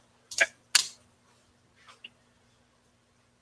There's some discussion about the rule of capture that goes back to 1904, and it was said very, very cleanly earlier that it limits one person's ability to sue another person for impacts to their wells from groundwater production. It goes back to there's a railroad dug a well, I believe it was hand dug, and if my research is right, it was like 25 feet wide, the well.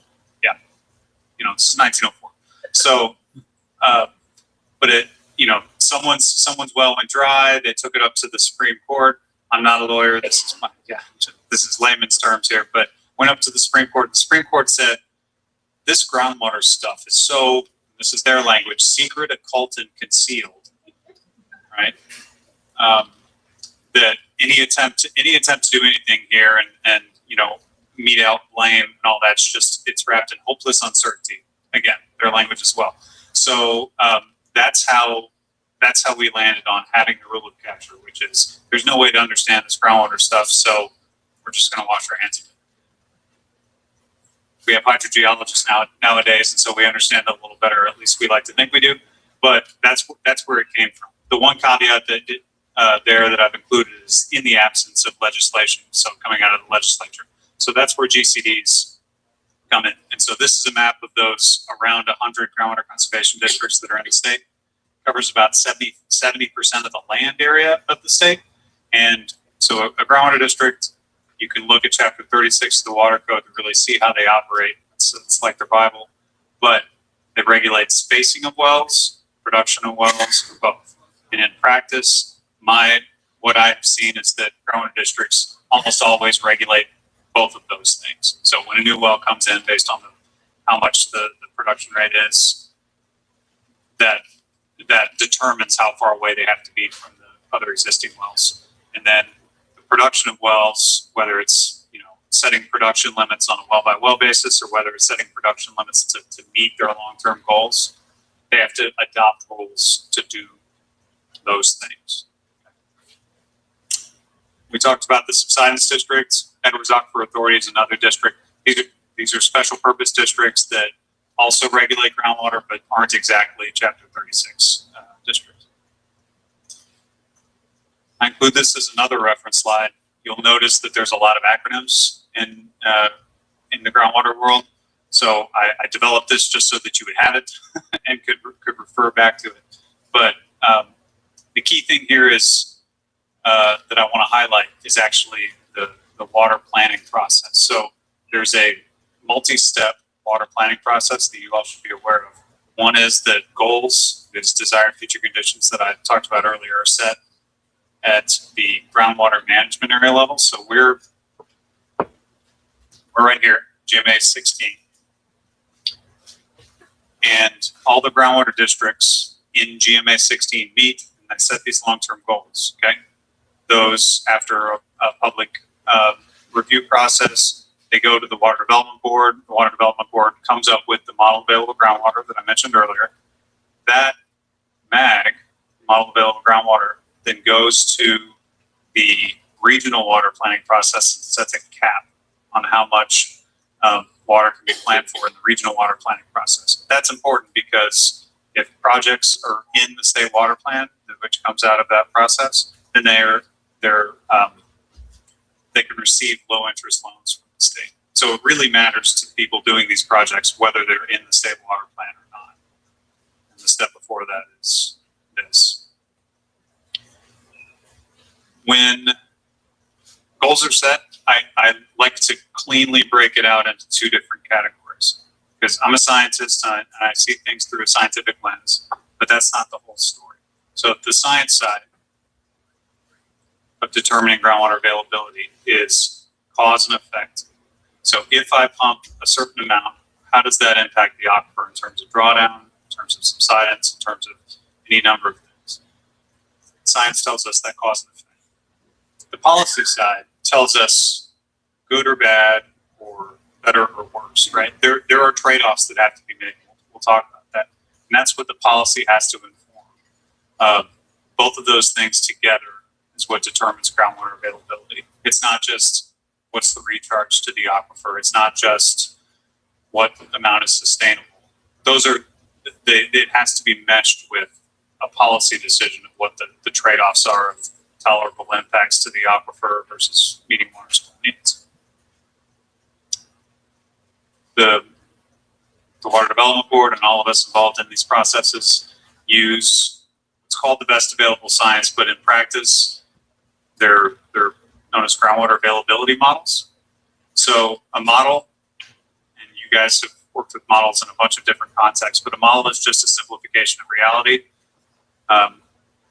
I don't know if any of you are going to understand what the top picture is, but if you do, that's funny.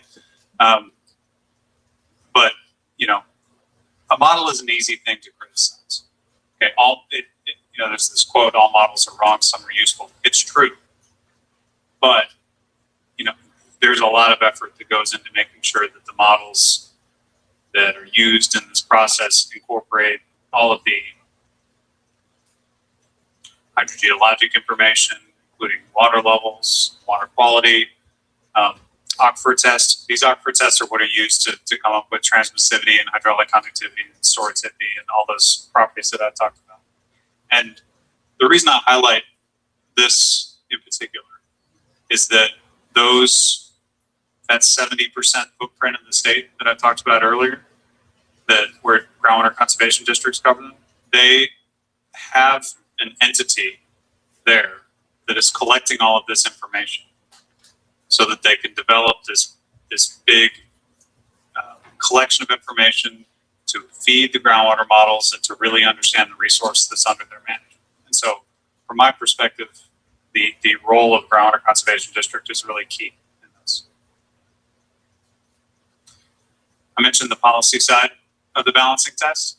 So when districts set desired future conditions, there is what's called a balancing test in the water code, where you have to balance the highest practicable level of groundwater production on one end with conservation and preservation and prevention of subsidence, et cetera, on the other. Okay, and there's a bunch of factors the districts have to go through to consider that balance, but I want you guys to see this for what it is. It's a directive from the legislature, and I mean no offense here on this, but it's a directive to have your cake and eat it too. It's to say we recognize as a state that there's value in meeting the needs of today, right? We also recognize as a state that there's value in conserving water today so that we can pass on a valuable resource for people that come after us and meet the needs of tomorrow. So that's, to me, that's what this balancing test is. Oh, there was a question about storage and 400 years of water before that I said make sure that I address. Okay, this is one piece of that. So there was substantial discussion about this at the legislature on Tuesday, that the number that you mentioned about how much water is in the aquifer, the term for that is total estimated recoverable storage. It's a required consideration under the water code, and so the Water Development Board went through the process of developing an estimate of how much water is in there. Statewide, in the major aquifers alone, it's like 11.5 billion acre feet. So if we have somewhere between 17 and 19 million acre feet per year used as a state each year. You do the math on there. That's how you get to, we have hundreds of years of water. Okay. You guys, we're all in the middle of a drought right here. Does it seem reasonable that if it doesn't rain again for the next 400 years, that we're all going to be fine from a water perspective?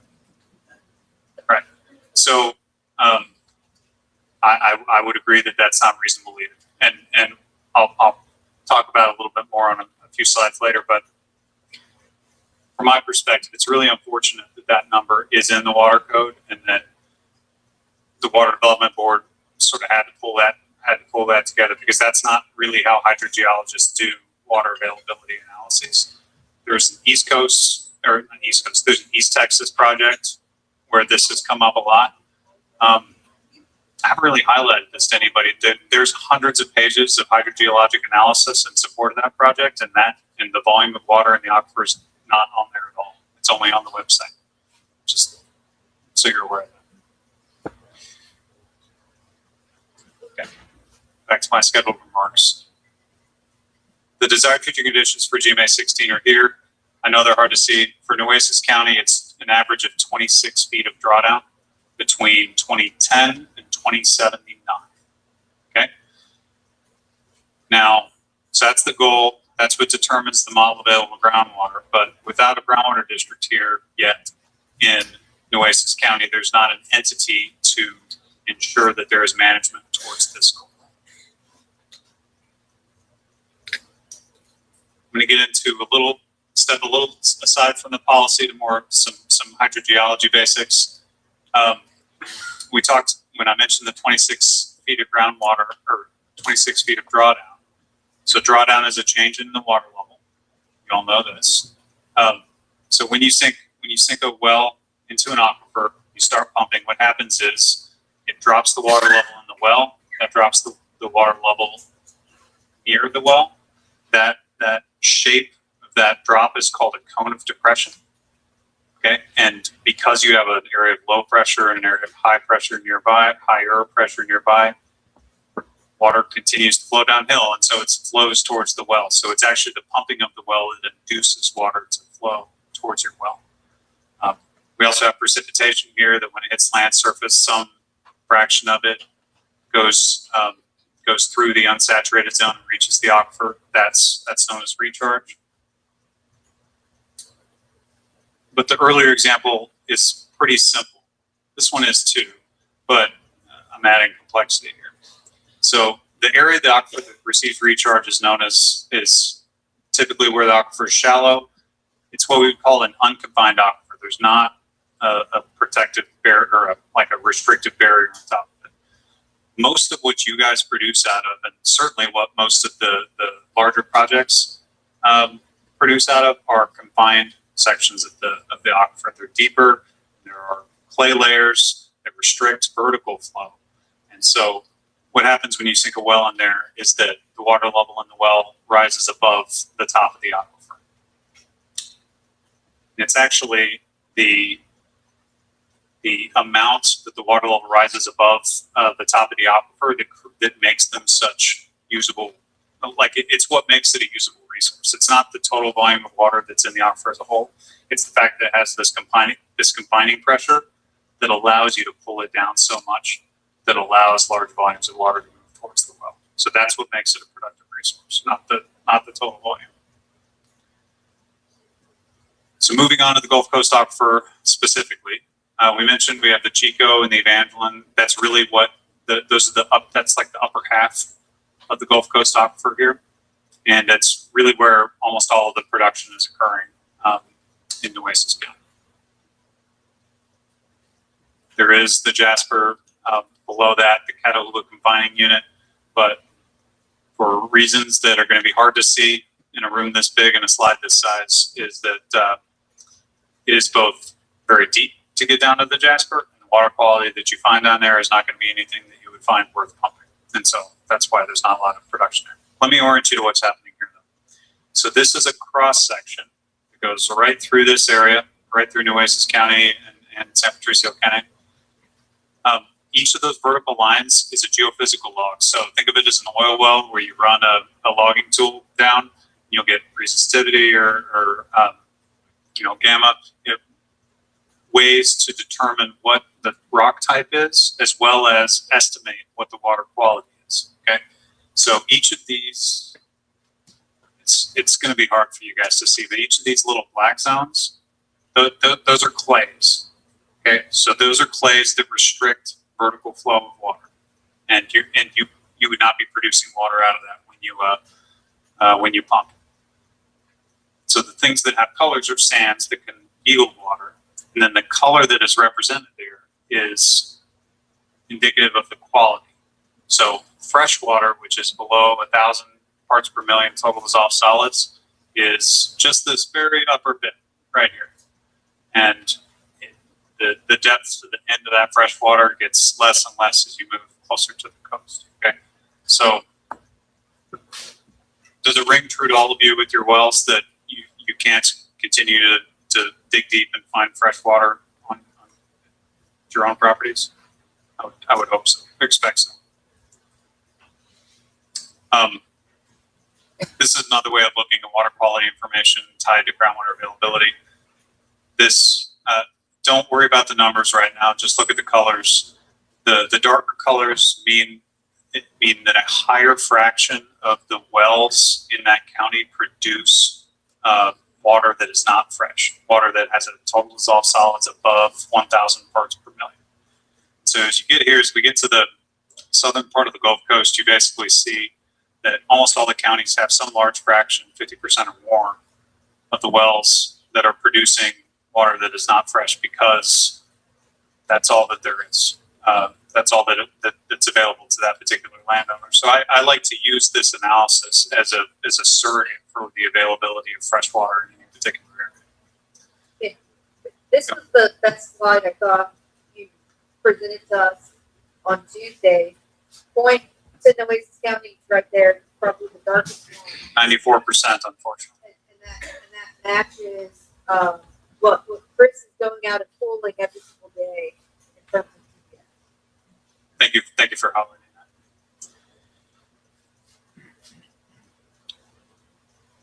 moving from water quality, and I'll wrap up with production here for a second. So this is kind of a goofy slide, but it's the major aquifers in the state all lined up. The size of each of these is scaled to how much production is coming out of each aquifer. So the Ogallala dwarfs everybody, but the second highest production aquifer in the state is the Gulf Coast. So that's what we're talking about right here.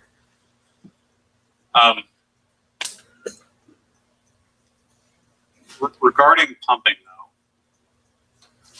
you know, we mentioned total. This is my last sort of item related to the total storage in the aquifer. The amount of pumping from a particular aquifer has no correlation with how much water is in the aquifer for the reasons that I described earlier.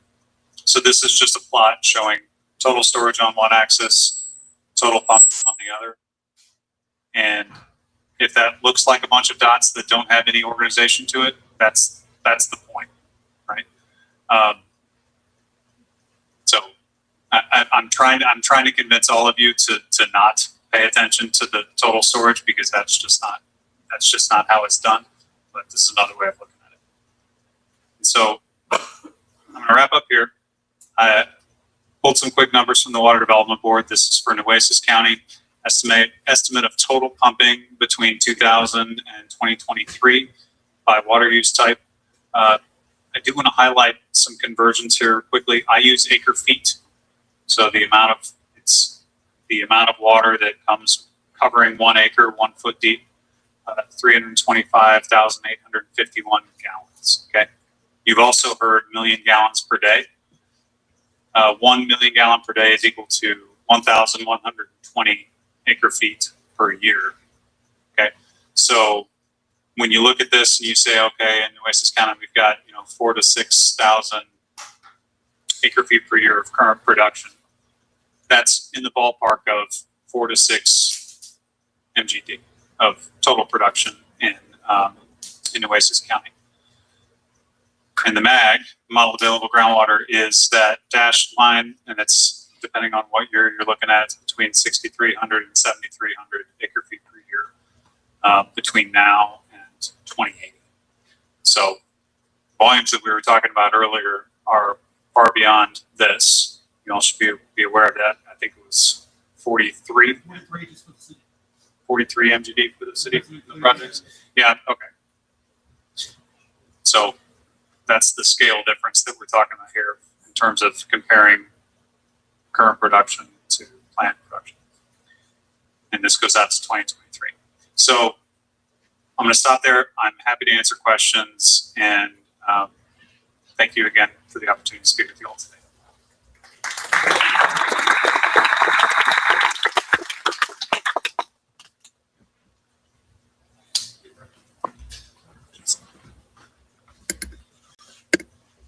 Hi, so I've been trying to learn about sustainable groundwater management. And so I was wondering if it was possible to determine what is a sustainable amount of water that you can withdraw for a region like Nueces County. The way I understand it, it's how much you can take out of the aquifer in perpetuity. That doesn't mean it won't affect shallower wells or that it won't cause subsidence. But I was wondering if it was possible to determine that from looking at like a GMA's plan, or do you have to like look through like the bags or the DFCs to figure that out? So that's an excellent question. And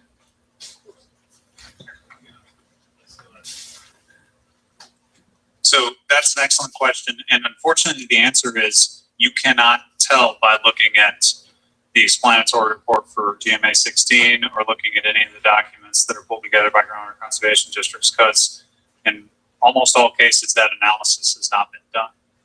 I used to work at the Water Development Board way back in 2010 during the first round of joint planning, when the then structure of the Water Development Board, they were looking at all these DFCs, and they said, "Tell us how much water is in the aquifer." That's the origin of the terms, actually. But sorry, I keep pointing at you. That's the origin of the storage thing. But we, as hydrogeologists at the time, were like, "You've got to know more than that." So we actually did analyses at the time using the tools that we had available at the time, and we would run the models for 500 years and see when drawdown would stabilize. And, it's less than recharge in most cases, unfortunately, because you can't capture all the recharge before that it discharges to surface water features and things. So that's, if I were to rule of thumb it, it's less than recharge, unfortunately. But, there have been discussions at the Capitol about also setting a maximum sustainable groundwater production as something that has to be considered, but that has not passed. Great questions of the hearing about that. Any other questions? All right. Well, Philip. So I know you're not working with complete information, but based on what you know, somebody asked earlier, how far out will these wells affect? And I guess, could they affect like a large area of the aquifer and draining the amount of usable like wells that can reach the right depth and everything? So that's a great question. Part of the reason that I said I couldn't answer it was because I haven't done the analysis myself with running the groundwater availability models. Okay, that's yes. Well, hang with me here. There was two reasons that I was getting to. The second reason is that I'm the hydrogeologist for the city of Sinton and St. Paul Water Supply Corporation, who are protesting the applications in San Patricio County GCD. So I don't want to get too muddy. Yeah, I don't want to muddy that thing right now. That said, I know that the applications for those have maps of what that production is going to do according to their analysis on the SAMPAT GCD website. So you can see what that 28,000 acre feet per year, which is 25 NGD, what they predicted would do. We can buy a kit or something so we can test our own water, or everybody says, don't go sit there, we don't know where to go. It's going to be a waiting list. Everybody goes in one day. So is there a kit that you can go buy and test yourself? You can use the kits, but they're not certified. So if it comes down to documenting it, your kit will do no good. At least you know what's not good. Yeah, so like the testing that Chris does daily, he has not only a TDS meter that he can put in water, but he also has a little pin meter. And what we're probably going to do as a group is we're going to buy a bunch of the little pin ones and distribute them to people so that we can start taking different data points from different areas. Right. And that just gets us some more data that we can discuss.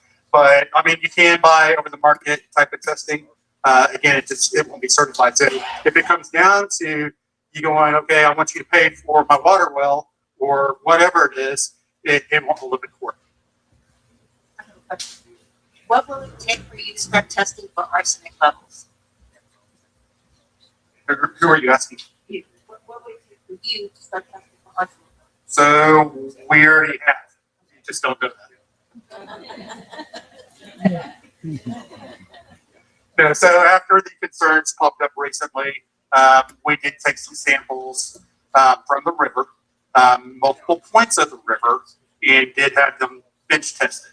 Now, it's not conclusive on a certain number, but it does, a bench test allows you to know if arsenic is present or not. Whenever we did our samples, which was the day after it was announced, there wasn't arsenic present. Now, the one that you're talking about, that collection was done on December 11th. We didn't do our testing until February.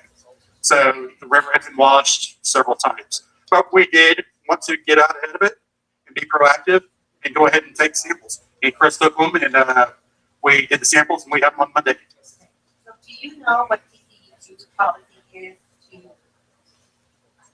I believe or have heard that TCEQ only tests once a year for aquifer water supplies. But if it tests positive one time, it's on quarterly. Do you know about that?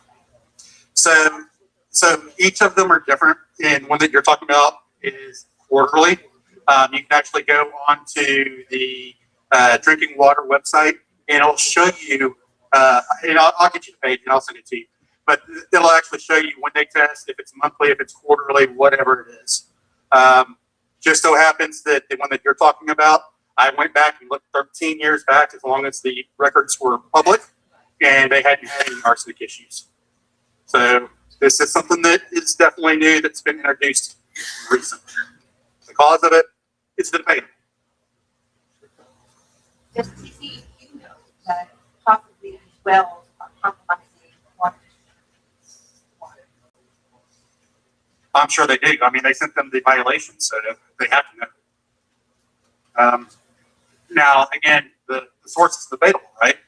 So what they'll do is they'll probably have an action plan that they have to follow. I know when we went to the board meeting on Monday that they had taken their own, the district had taken their own samples and sent them off to a certified lab. But again, December 11th, that's whenever the initial sample was collected, and now we're in February, so no guarantee there. And the whole time we still drinking So it's possible. What we found is that there wasn't any arsenic present whenever we did our tests. But again, it's 2 months later and there's been flow down the river. I mean, so the way that it's working right now is with the groundwater and the lake water that comes down, they're filling it up all the way to the top of the saltwater barrier and they're sucking it down in a day. So you're constantly in, you're constantly out. So it washes a lot of that stuff out. Doesn't mean that it's getting in your water directly because the intake is at a different location. But to give you an example, we use the city's sample points for all their wells, including the zone that Chris was talking about upstream from well 1, at all the discharges, well 1, 4, and cluster. Then we took one midway down the river in between the wells and the intake that you're dealing with. And then we took one at the Hazel Basin or boat ramp, which is right at that intake. So we had a pretty good sampling. Real fast. I have a question. So in your expertise, would you have recommended to drill wells and dump them into a river to supply water to customers? Like in your expertise, because you know what the water, underground water is, basically made up of, how it will probably affect the river that it's dumped into. So is that like a process that's done anywhere else in the state that you know of? It is a process that's done elsewhere in the state. It's called a bed and banks permit. I mean, the issue here, and I want to be clear that I've not studied the impacts on the river associated with this, right? But as I understand it on this, the issue here is that we're talking about water that is potentially poor quality than what's in the river to begin. So, And what I can do is I get the debrief, there's actually a website that you can see all the banks and places. yeah, I mean, the logic behind it from a utility perspective, not to take off sides, is that you can transmit water to where it needs to be without building a pipe. Like that's why one would think about doing it that way. We got a question back here. Early on in your presentation, I heard a mention before you kind of tailed off about degradation of market value and depreciation. Use this mic and go over that again.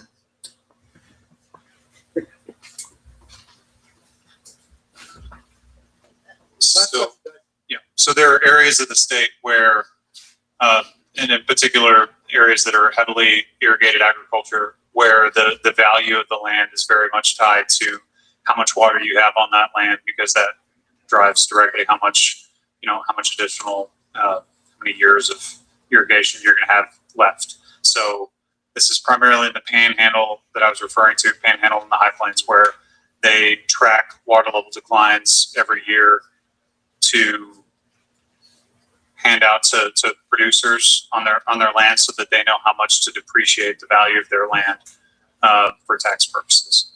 I don't know that would need to be done here because the Gulf Coast aquifer is so different than the Ogallala, but I brought it up as sort of an unfortunate role of groundwater districts in some areas of the state where there's a depleting resource in a really dramatic way up there. We could talk more after if. Thank you, Wade. One more, and we got to cut it off. We have a few more things to do. What about it? You make a statement that that you don't know how much is in the aquifer, the total amount of water that's in an aquifer? Was that the statement that you made earlier?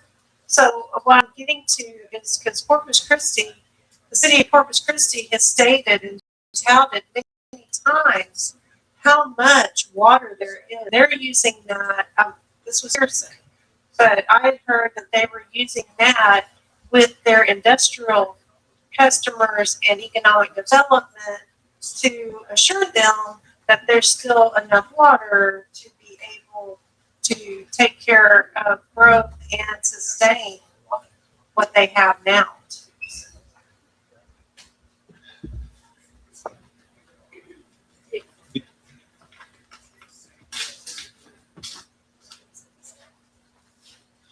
It's not that we don't have an idea of how much water is down there.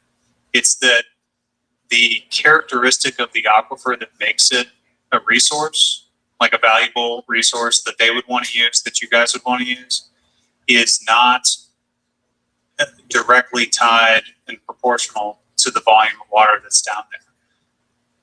There was an extraordinarily long hearing over the summer at the legislature about this. And, the estimates that were discussed there is that, with the depletion of less than 1% of the volume of a combined aquifer, you can remove the utility of that aquifer entirely, right? So it's not just a one-to-one where you remove half the volume and you remove half the usefulness of this aquifer. It's the confining pressure that is easily depleted that makes this a valuable resource. And so I think in the example that you brought up, you're not going to find hydrogeologists making that claim that it's the volume of water down there and that it's no problem.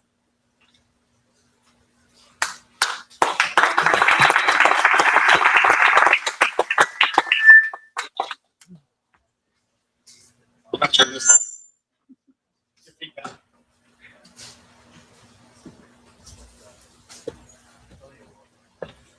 Okay, so we've got a few more things that we want to do. We've got some political candidates and representatives over here. To you guys, if we have any softball questions, I'm sure they're all hardball. We can ask them. But Denise, did you want to talk? You talked enough? You good?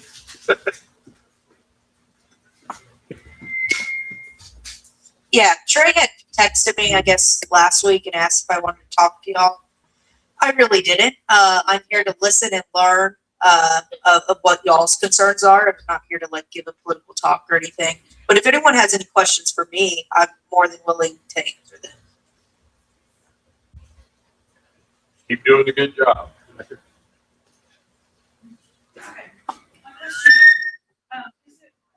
it possible to end the rural capture now that we know it is being called superstition? And is that something we maybe it's time for this state to look at doing? I will tell you. I will tell you in the latest natural resources hearing we just had, it's first of the interim, there was a lot of discussion on various different things. One of them was maybe rule of capture shouldn't be the way of the land. Another one was getting rid of the TERS, that the total estimated recoverable storage in an aquifer, because that's a trash number, right? That doesn't signify quality or anything like that. There is a lot of discussion on the table because of all the groundwater fights going on across the state of Texas right now. I just want to thank you for coming out here and having the courage to help us out with everything you can do for citizens here of Nueces County. Absolutely.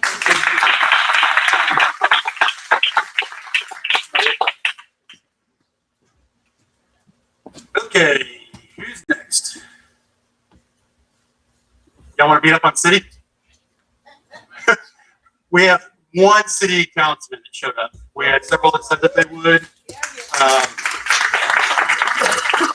So let me tell you a little bit about Gil here. He's been fair about what he's done on his votes. Hasn't always agreed with us, and we can beat him up for that afterwards. But he has been more supportive of groundwater than most. So I'll go ahead and turn it over to Gil. Thank you, sir. Okay, so just to start off with, I was the only council member that did not vote for the ASR to annex more property. And the reason I said I did that was because I didn't think you could have all employees and the city manager regulate the city manager. So I was like, no, it's just not, it's not possible. And obviously, with the annexation, how we're going about this, it's really not they're really not regulating anything. Okay, so I want to kind of give you the lay of the land here. What we're talking about is the amount of water, and honestly, the numbers that have been thrown at us are incorrect. You know, I've heard everything from 15 million gallons a day up to like 40 something, right? So, and I want to do it in contrast to what's happening in San Patricio. In San Patricio, there's the groundwater conservation district that has a requirement of 1.25 acre feet of water per acre of land. Okay, and that is set up. So the Evangeline project, which is referring to the water coming out of the Welder Ranch for the Evangeline aquifer, is supposed to do 24 million gallons a day, which is well within the regulations of that because it's 22,000 acres. The challenge we have over here on the Nueces County side, if you include the Ed Rochelle Foundation property, it's about 2,700 acres, and they're telling us they want to get the same amount of water as they want to get from the Evangeline project. So just doing the napkin math, that's somewhere between 6 and 7 acre feet of water per acre of land. And so maybe our hydrologists can kind of say whether that. So my request to the staff, or my demand from the staff, is that we have something in writing from our hydrologist, a guy named Steve Young from Terra, that I want, you know, exact information of how much water we can take from that amount of land, how long is it sustainable for, and I want his signature underneath it. Because right now, I don't know what exactly we can actually take because we haven't gotten anything from that. So my commitment to you guys here is that if our hydrologist doesn't bless what water we can take, I'm not gonna vote to take it. So there's an item on our council agenda for next Tuesday, because the water we're talking about is going to be from the Chico aquifer, which is about 800 to 1,000 feet down, or the Chico part of that, and the total dissolved solids is somewhere between 1,500 and 2,000 TDS. We're going to have to do a brackish water desal on that. Well, that's coming up on council meeting for us to work with a company called Qualia to do the desalination, but it's only stated for 24 million gallons a day. To achieve 21 million gallons a day, it's about an 85% recovery. Now, I don't know if that's the actual number. If it's going to be 24 million gallons a day, that's going to sit you around 6 or 7 acre feet of water per acre of land. I don't know if that's the right amount. I haven't gotten the report from Terra. I don't know how long that can be sustained for without creating subsidence. And that's probably information you didn't have before, right? So I don't want to cause any damage. I don't think the city can self-regulate. And I'm in support of the groundwater conservation district here. I do have some recommendations. You should do a hybrid system like the appraisal district, where you have some that are elected and some that are appointed. That way you can have like the county commissioners appoint some that are professional personnel, engineers or whatever, and then you have some people that are local. So you have a good mix of information, of stuff coming into that. That's So under 36, we have to have a okay. Well, maybe that's something you can change. It's just, you know, what I find with elected, you know, completely elected, this falls with the city council and any elected position, is that you can end up with a lot of people that are putting money in a certain direction when you talk about taxpayer dollars. There has not been a white collar crime or corruption prosecution in Nueces County for at least the last 50 years. We need just our district attorney doesn't have the ability to do it. So you have to do some elections. So you always want to have some professional information coming into whatever group you're doing, so that it really matters to try and avoid those kind of things. I fight it all the time. And so It's a financial hawk, so he does. you know, and we have a challenge at obviously the city. We need water. We're desperate for water. Our lake levels are now below 9%. We need to find about another 30 million gallons a day. Part of this Nueces County water is part of that. But I just, you know, I'm trying to balance what your needs are, what the city's needs are. We try to make it all fair. What is y'all's plan if the groundwater wells fail? What if they don't work? What if 10 months from now they're dry? Okay, so the what we've gotten from, like, for example, the eastern wells that are along the river that were on the bed and banks permits, according to the hydrologist, we could do that for 3 years. He doesn't really do that. I can only go by what the professionals are doing. And, you know, the guy's been a hydrologist for a long time. He's got a good reputation. Did y'all know it was salty? The water was. Yes, we did. Now we need good salt. Like when y'all went to $8 for the importers. Okay, so So wait a minute, and is the industry gonna pay for it, or are we gonna pay for it? the desalination? Yes, you see, we gotta desalt the water coming out of the wells now. Yes. Who's paying for that now? We all pay for it. Who's all? All of us pay for it. County? Industry. Okay, so it's the ratepayers that pay for it. The ratepayers, whoever pays into the water bill for the city of Corpus Christi, that includes everybody regionally, pays for it. They take 60% of the water, they're not paying nothing, the industry. No, they're paying for 60%. Oh, they are. So whatever percentage of the water they usage in terms of what they pay, that's their portion of it. The reason we're essentially a monopoly as a public utility, so we can't charge more than what it costs us to deliver that service. If not, they would file a complaint with the PUC and we would have to refund them. The industry should have just done that on their own project, serve themselves, and I think we'll be pretty good on our own water. Unfortunately, they are our customers right now. And so any projects that we do, they pay for their share of it based on how much water they use. Yes, sir. If you vote this reverse osmosis desalination plant in, where is the discharge going to go? I don't know yet. In the river? I don't know yet. And on the So we were just having a discussion. We do an injection well, probably only do an injection of about 1 million gallons a day. There's supposed to be 3 million gallons of discharge from this desalination plant. It's supposed to be, and it's not actually a plant. They're going to be using these containerized systems that are like, you know, container ship, you know, one of those for Conex box. Conex boxes. You're right. It's going to be in something like that, and it's going to be set up that way. So I don't know where the injection well is going to be. I don't know if they're going to try and put it into the ship channel. We haven't gotten that information. Yes, ma'am. We'll go left to right. Does anybody ever talk about dehumidifiers and companies putting in dehumidifiers? AWTs. Yes, as a matter of fact, I've been very much vocal on trying to capture HVAC, large HVAC systems in our buildings, at the convention center, anywhere where we can get the condensation for that and reuse that for either landscaping or use in that facility. Dehumidifying projects are great in the summertime, not so great in the wintertime, right? Yes, sir. About the lack of leadership on the water issue. And it seems like one step in the right direction would be try to get harmony and unification on some of this stuff, because y'all look like a bunch of clowns. And you as a politician, you can see in front of the curtain, and you can see what's going on behind the scenes.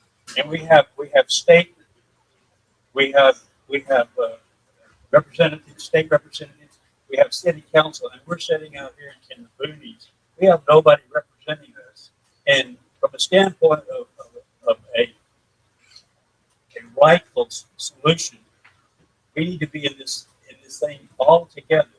You can't throw somebody under the bus that has no representation. And that's basically what they're doing to the rural residents. I like what you said a while ago about looking at something from a rights perspective, who's gonna get hurt here? And if there's somebody here, a small segment, there's gotta be a better way. And I would like to see here in the near future, some cooperation between the state level and the city council. But right now, they're doing stuff, and data is data. It's how people determine the data. And everybody's got a hired gun. And that's what we're having here. It's like, well, oh, this ain't gonna hurt. Yes, it is. And you need to have to, I know that you're out of season now as far as the legislature, but when does it, we're at 9.3, when does it start to get a deal? We have to have a special session. We have to start looking at our leaders for leadership, and nobody's leading. Okay, I understand your frustration. I really do. Trust me, being on city council, I'm more frustrated than anybody I know. You know, we had opportunities to do things, but sometimes people won't go into action until they're at the brink, right? I'll give you an example. You know, I had conversations with some of our industrial partners about utilizing wastewater so they won't use our potable water. Well, you know, they hemmed and hawed, but until the danger was that they weren't going to have the water, that's when they were willing to open up the pockets to spend the money to go and do the wastewater reuse projects. In some cases, human natures, right? Back in 2020, on September 29th of 2020, remember this, we had a lot of presentations on alternative sources of water. I made a motion at that point in time to pursue those other things besides just seawater desal.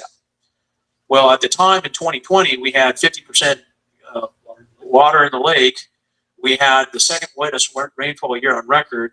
Gulf Growth Ventures and Steel Dynamics hadn't come online yet, so we were sitting fat, dumb, and happy, and we decided not to pursue some of these projects, which could have been delivering water now, and we would have had much more information on it instead of us here, you know, trying at the 11th hour trying to do that. And you're right, it's a leadership issue, but you know, you got to look at it from a historical perspective of where we were at the time.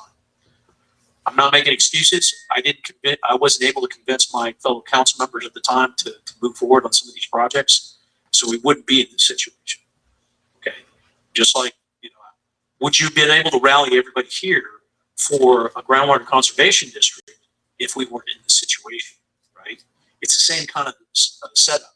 Now, because if you do create a groundwater conservation district, it's a taxing entity.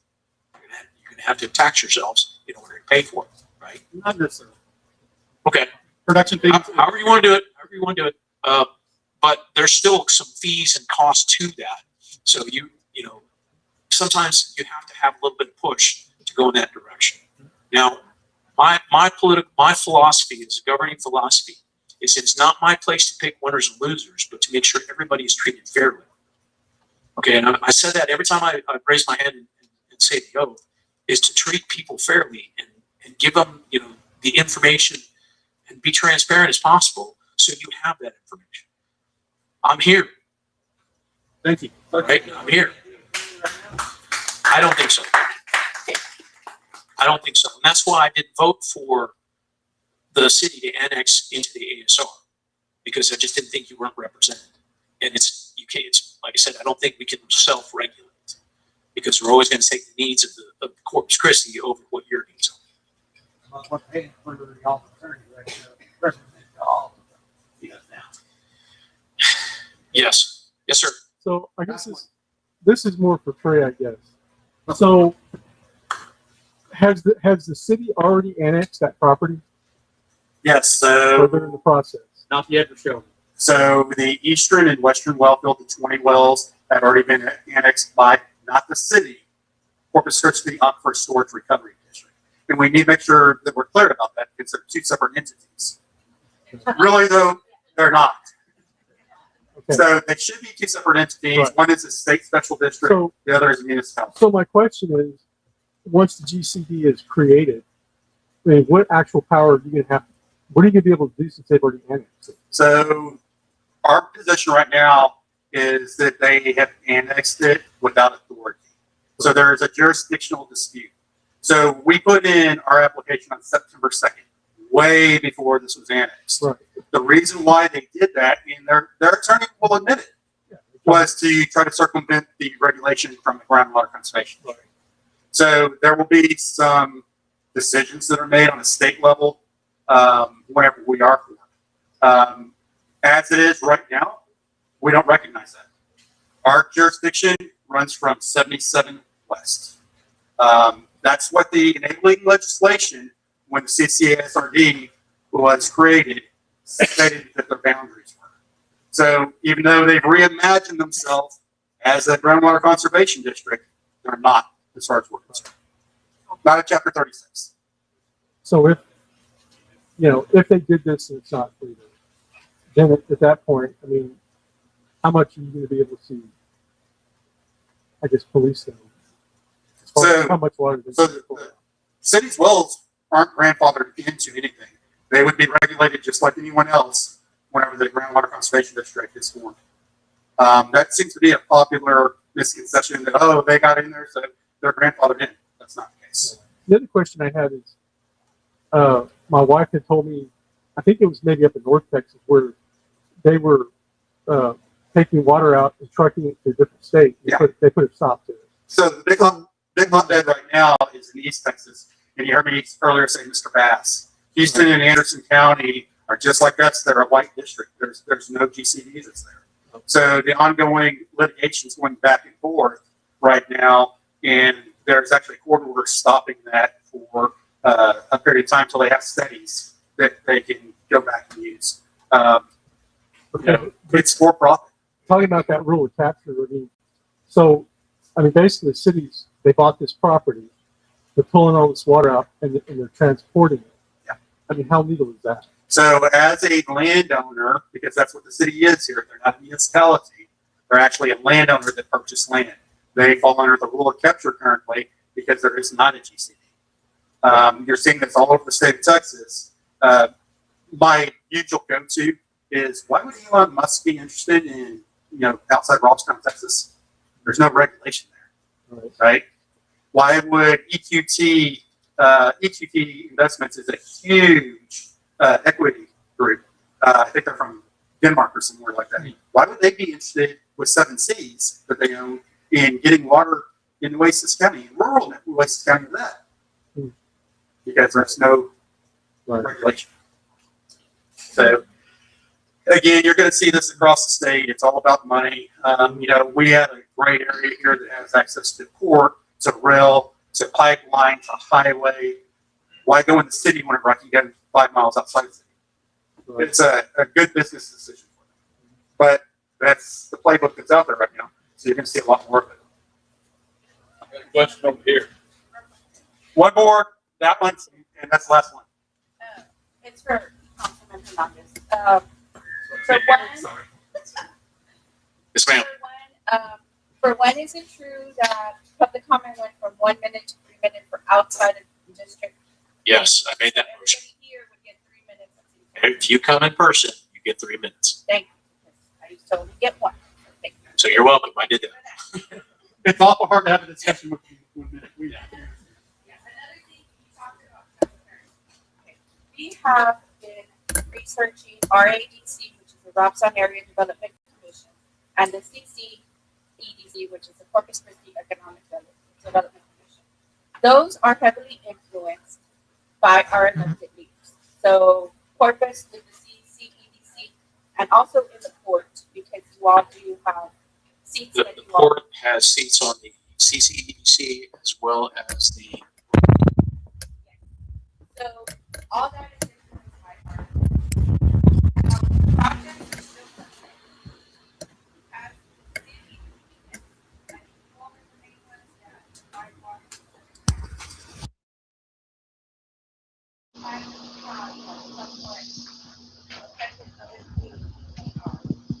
So at the beginning, starting and people water at the very beginning, we found that water boards weren't telling each other when there was some water, where they didn't know, this plant was gonna take this. So Stream close up. CCEDCs and REDCs are the ones bringing this. Stream close up. So at what point do we say, okay, we wanna know if this was coming in, how much water are they gonna use? Because they're gonna have some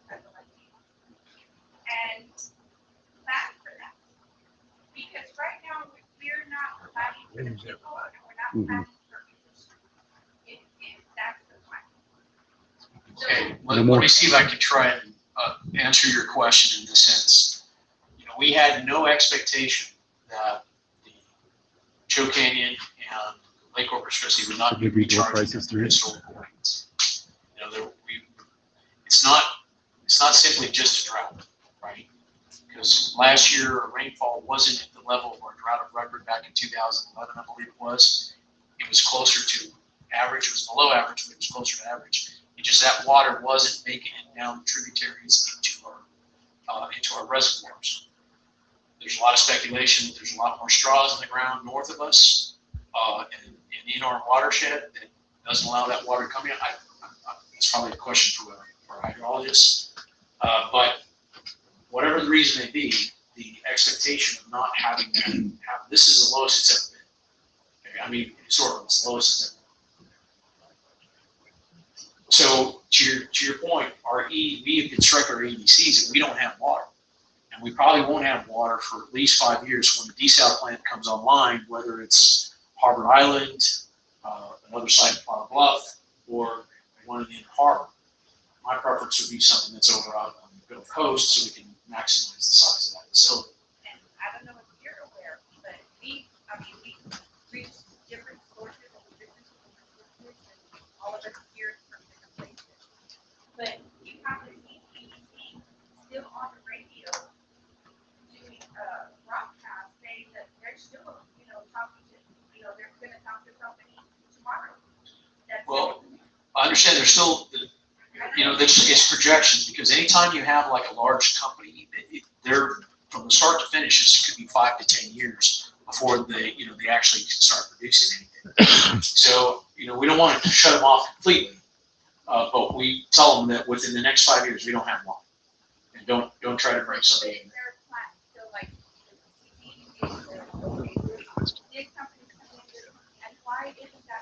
Okay, so there's some reasons why we can't do that because for some competitive things that companies have and some non-disclosure agreements because they don't want to telegraph to their competitor what they're going to do.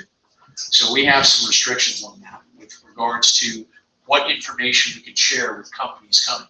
Sometimes you'll hear about it as a project, like Project Falcon, or something along those lines where you don't feel what it is, but you know that there's a project that's going to go.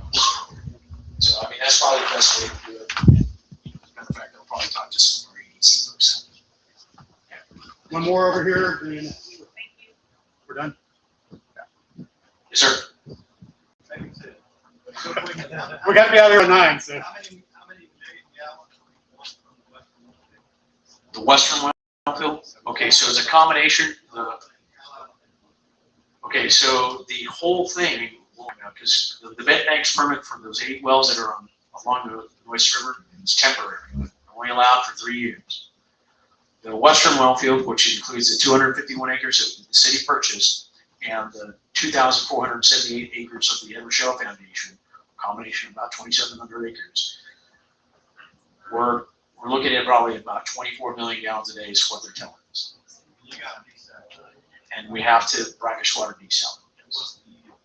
I'm sorry? 21. 21. A little over 21. It's about an 85%.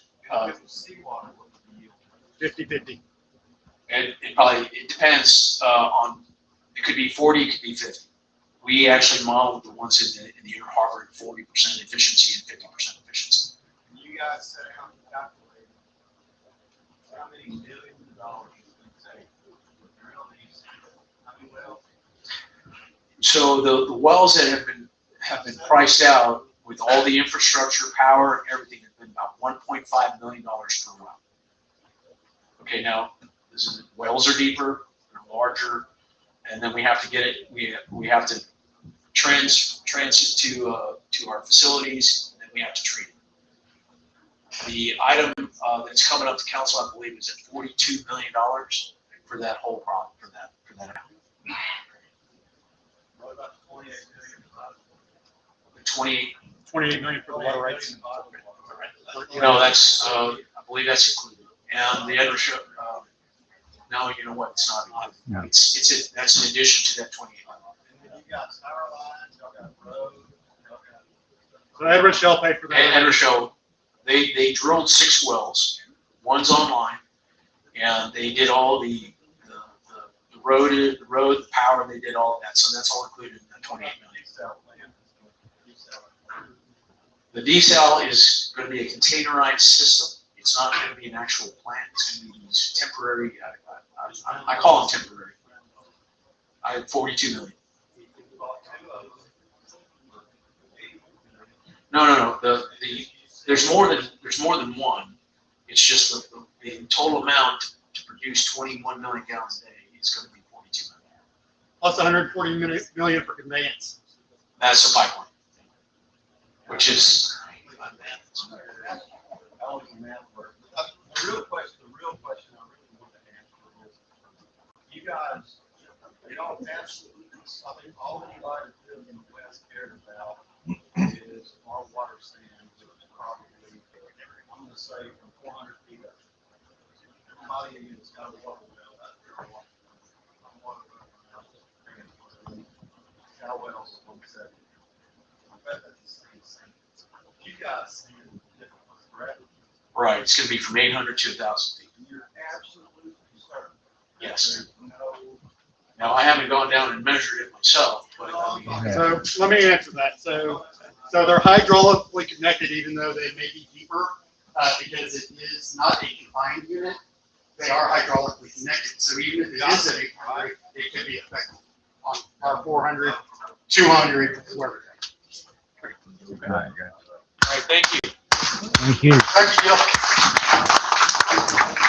So real fast, guys, we're gonna have Scott Corliss come give us a brief discussion on desal, and then we're gonna hand out some door prizes. Well, good evening.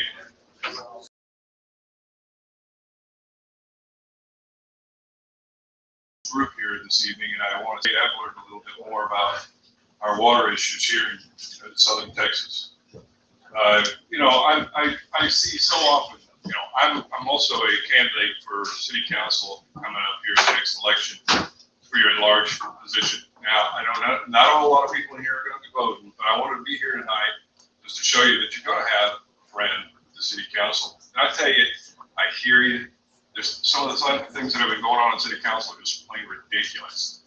I was in South Carolina here about 7-8 months ago. I work all over the country, and I was standing with other officials within that city, and they said, "What part of Texas are you from?"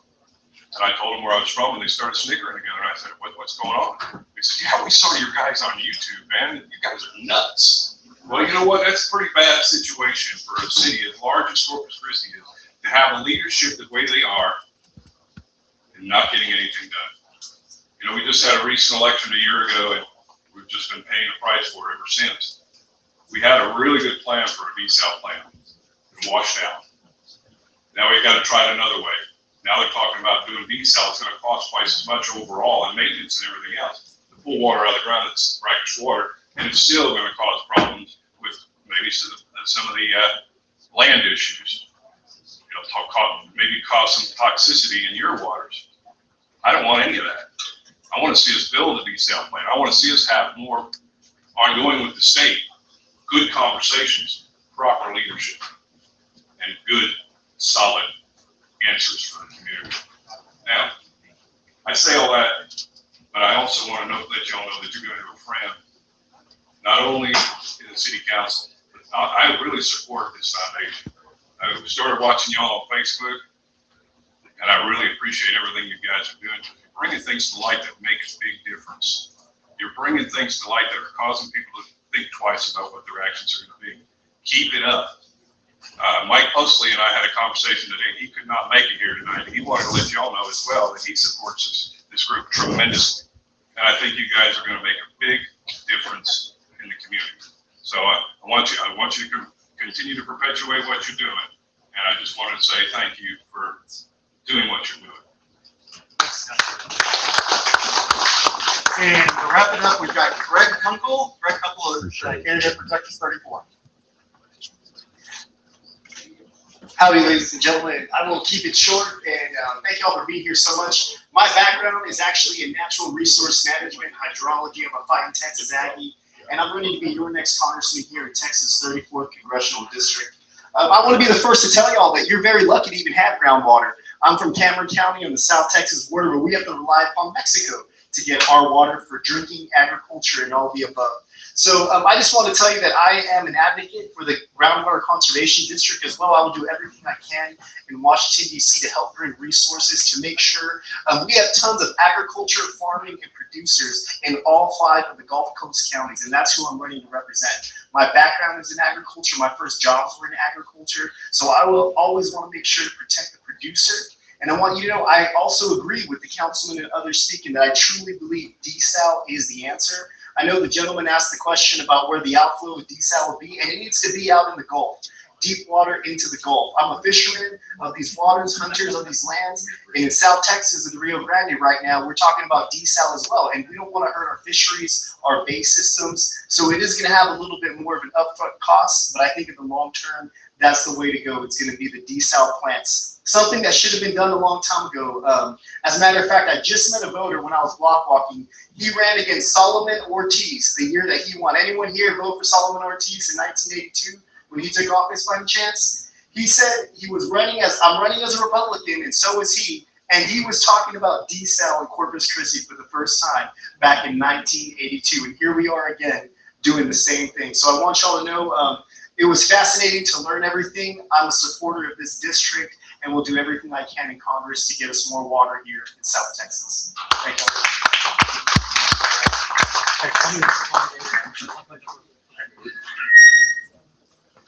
Okay, to wrap it up, guys, again, we appreciate everybody coming out. One of the things that we're doing moving forward is it's going to take some money to be able to monitor these wells, to be able to have counsel available. So we started a nonprofit organization called Friends of Nueces Groundwater Conservation District. The reason why we did that is because none of the organized committee is going to be in charge of that money. It's totally separate, so we keep it transparent. But look, remind everybody that that's available. We have a table back here that you can have drop-off donations if you want. We're banking at Cross Bank at 5 points. If you want to go in, they have our account.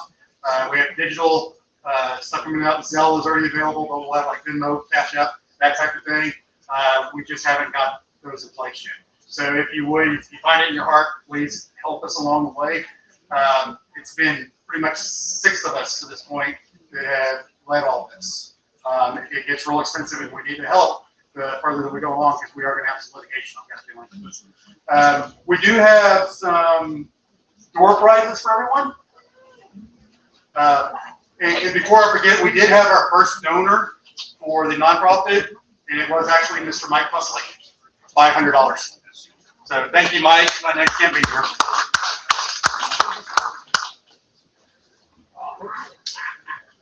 Britta, water filters. We can afford that. Yeah. You might need it. Ticket ending in 4015. If you have your ticket 4015.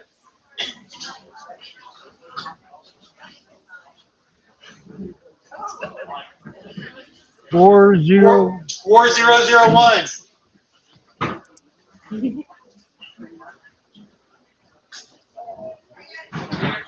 Winner!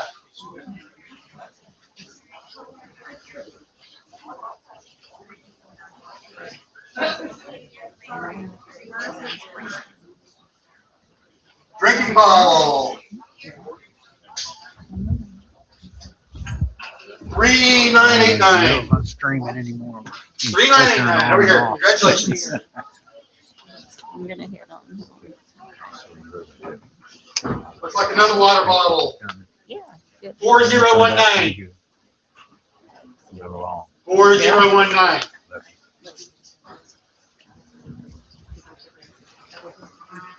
4006. 4006. 4044. 4044. There you go. Winner. Congratulations. Thank you for coming. This one you'll really like.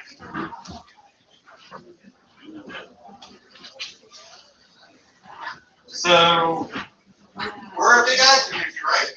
Ivy Cattle Company. Grass-fed beef. Been in the freezer.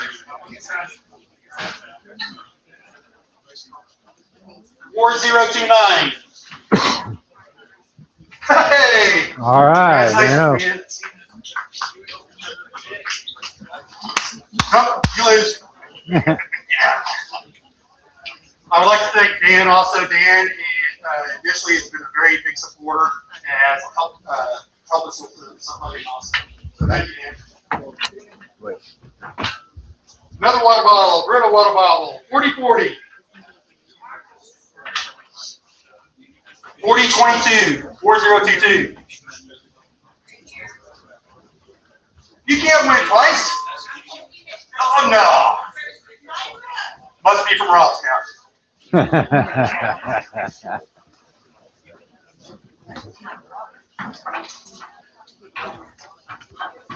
Valentine's Day, right around the corner.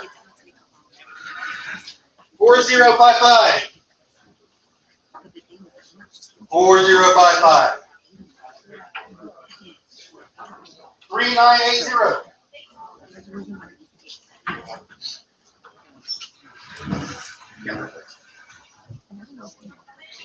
You get wet.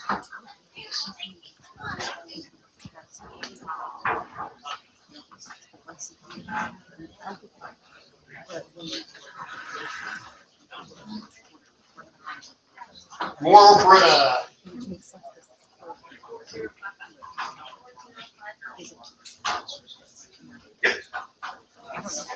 Congratulations.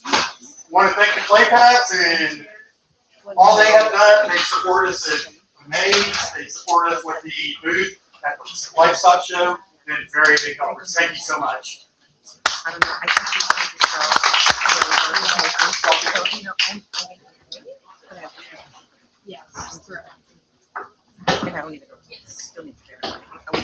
I'm keeping this one. Some homemade sausage. Ice chest full of sausage.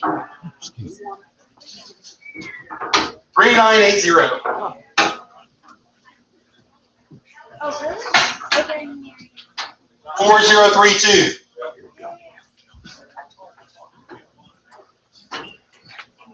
3990.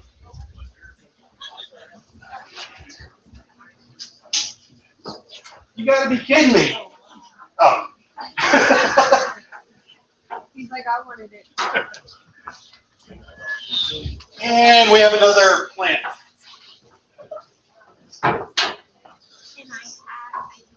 3976. Yay! Congratulations, happy Valentine's Day. That deal's on you. Check this out. Thank you all for coming. If you need anything, we're on Facebook. We've got our email address. Y'all know. But now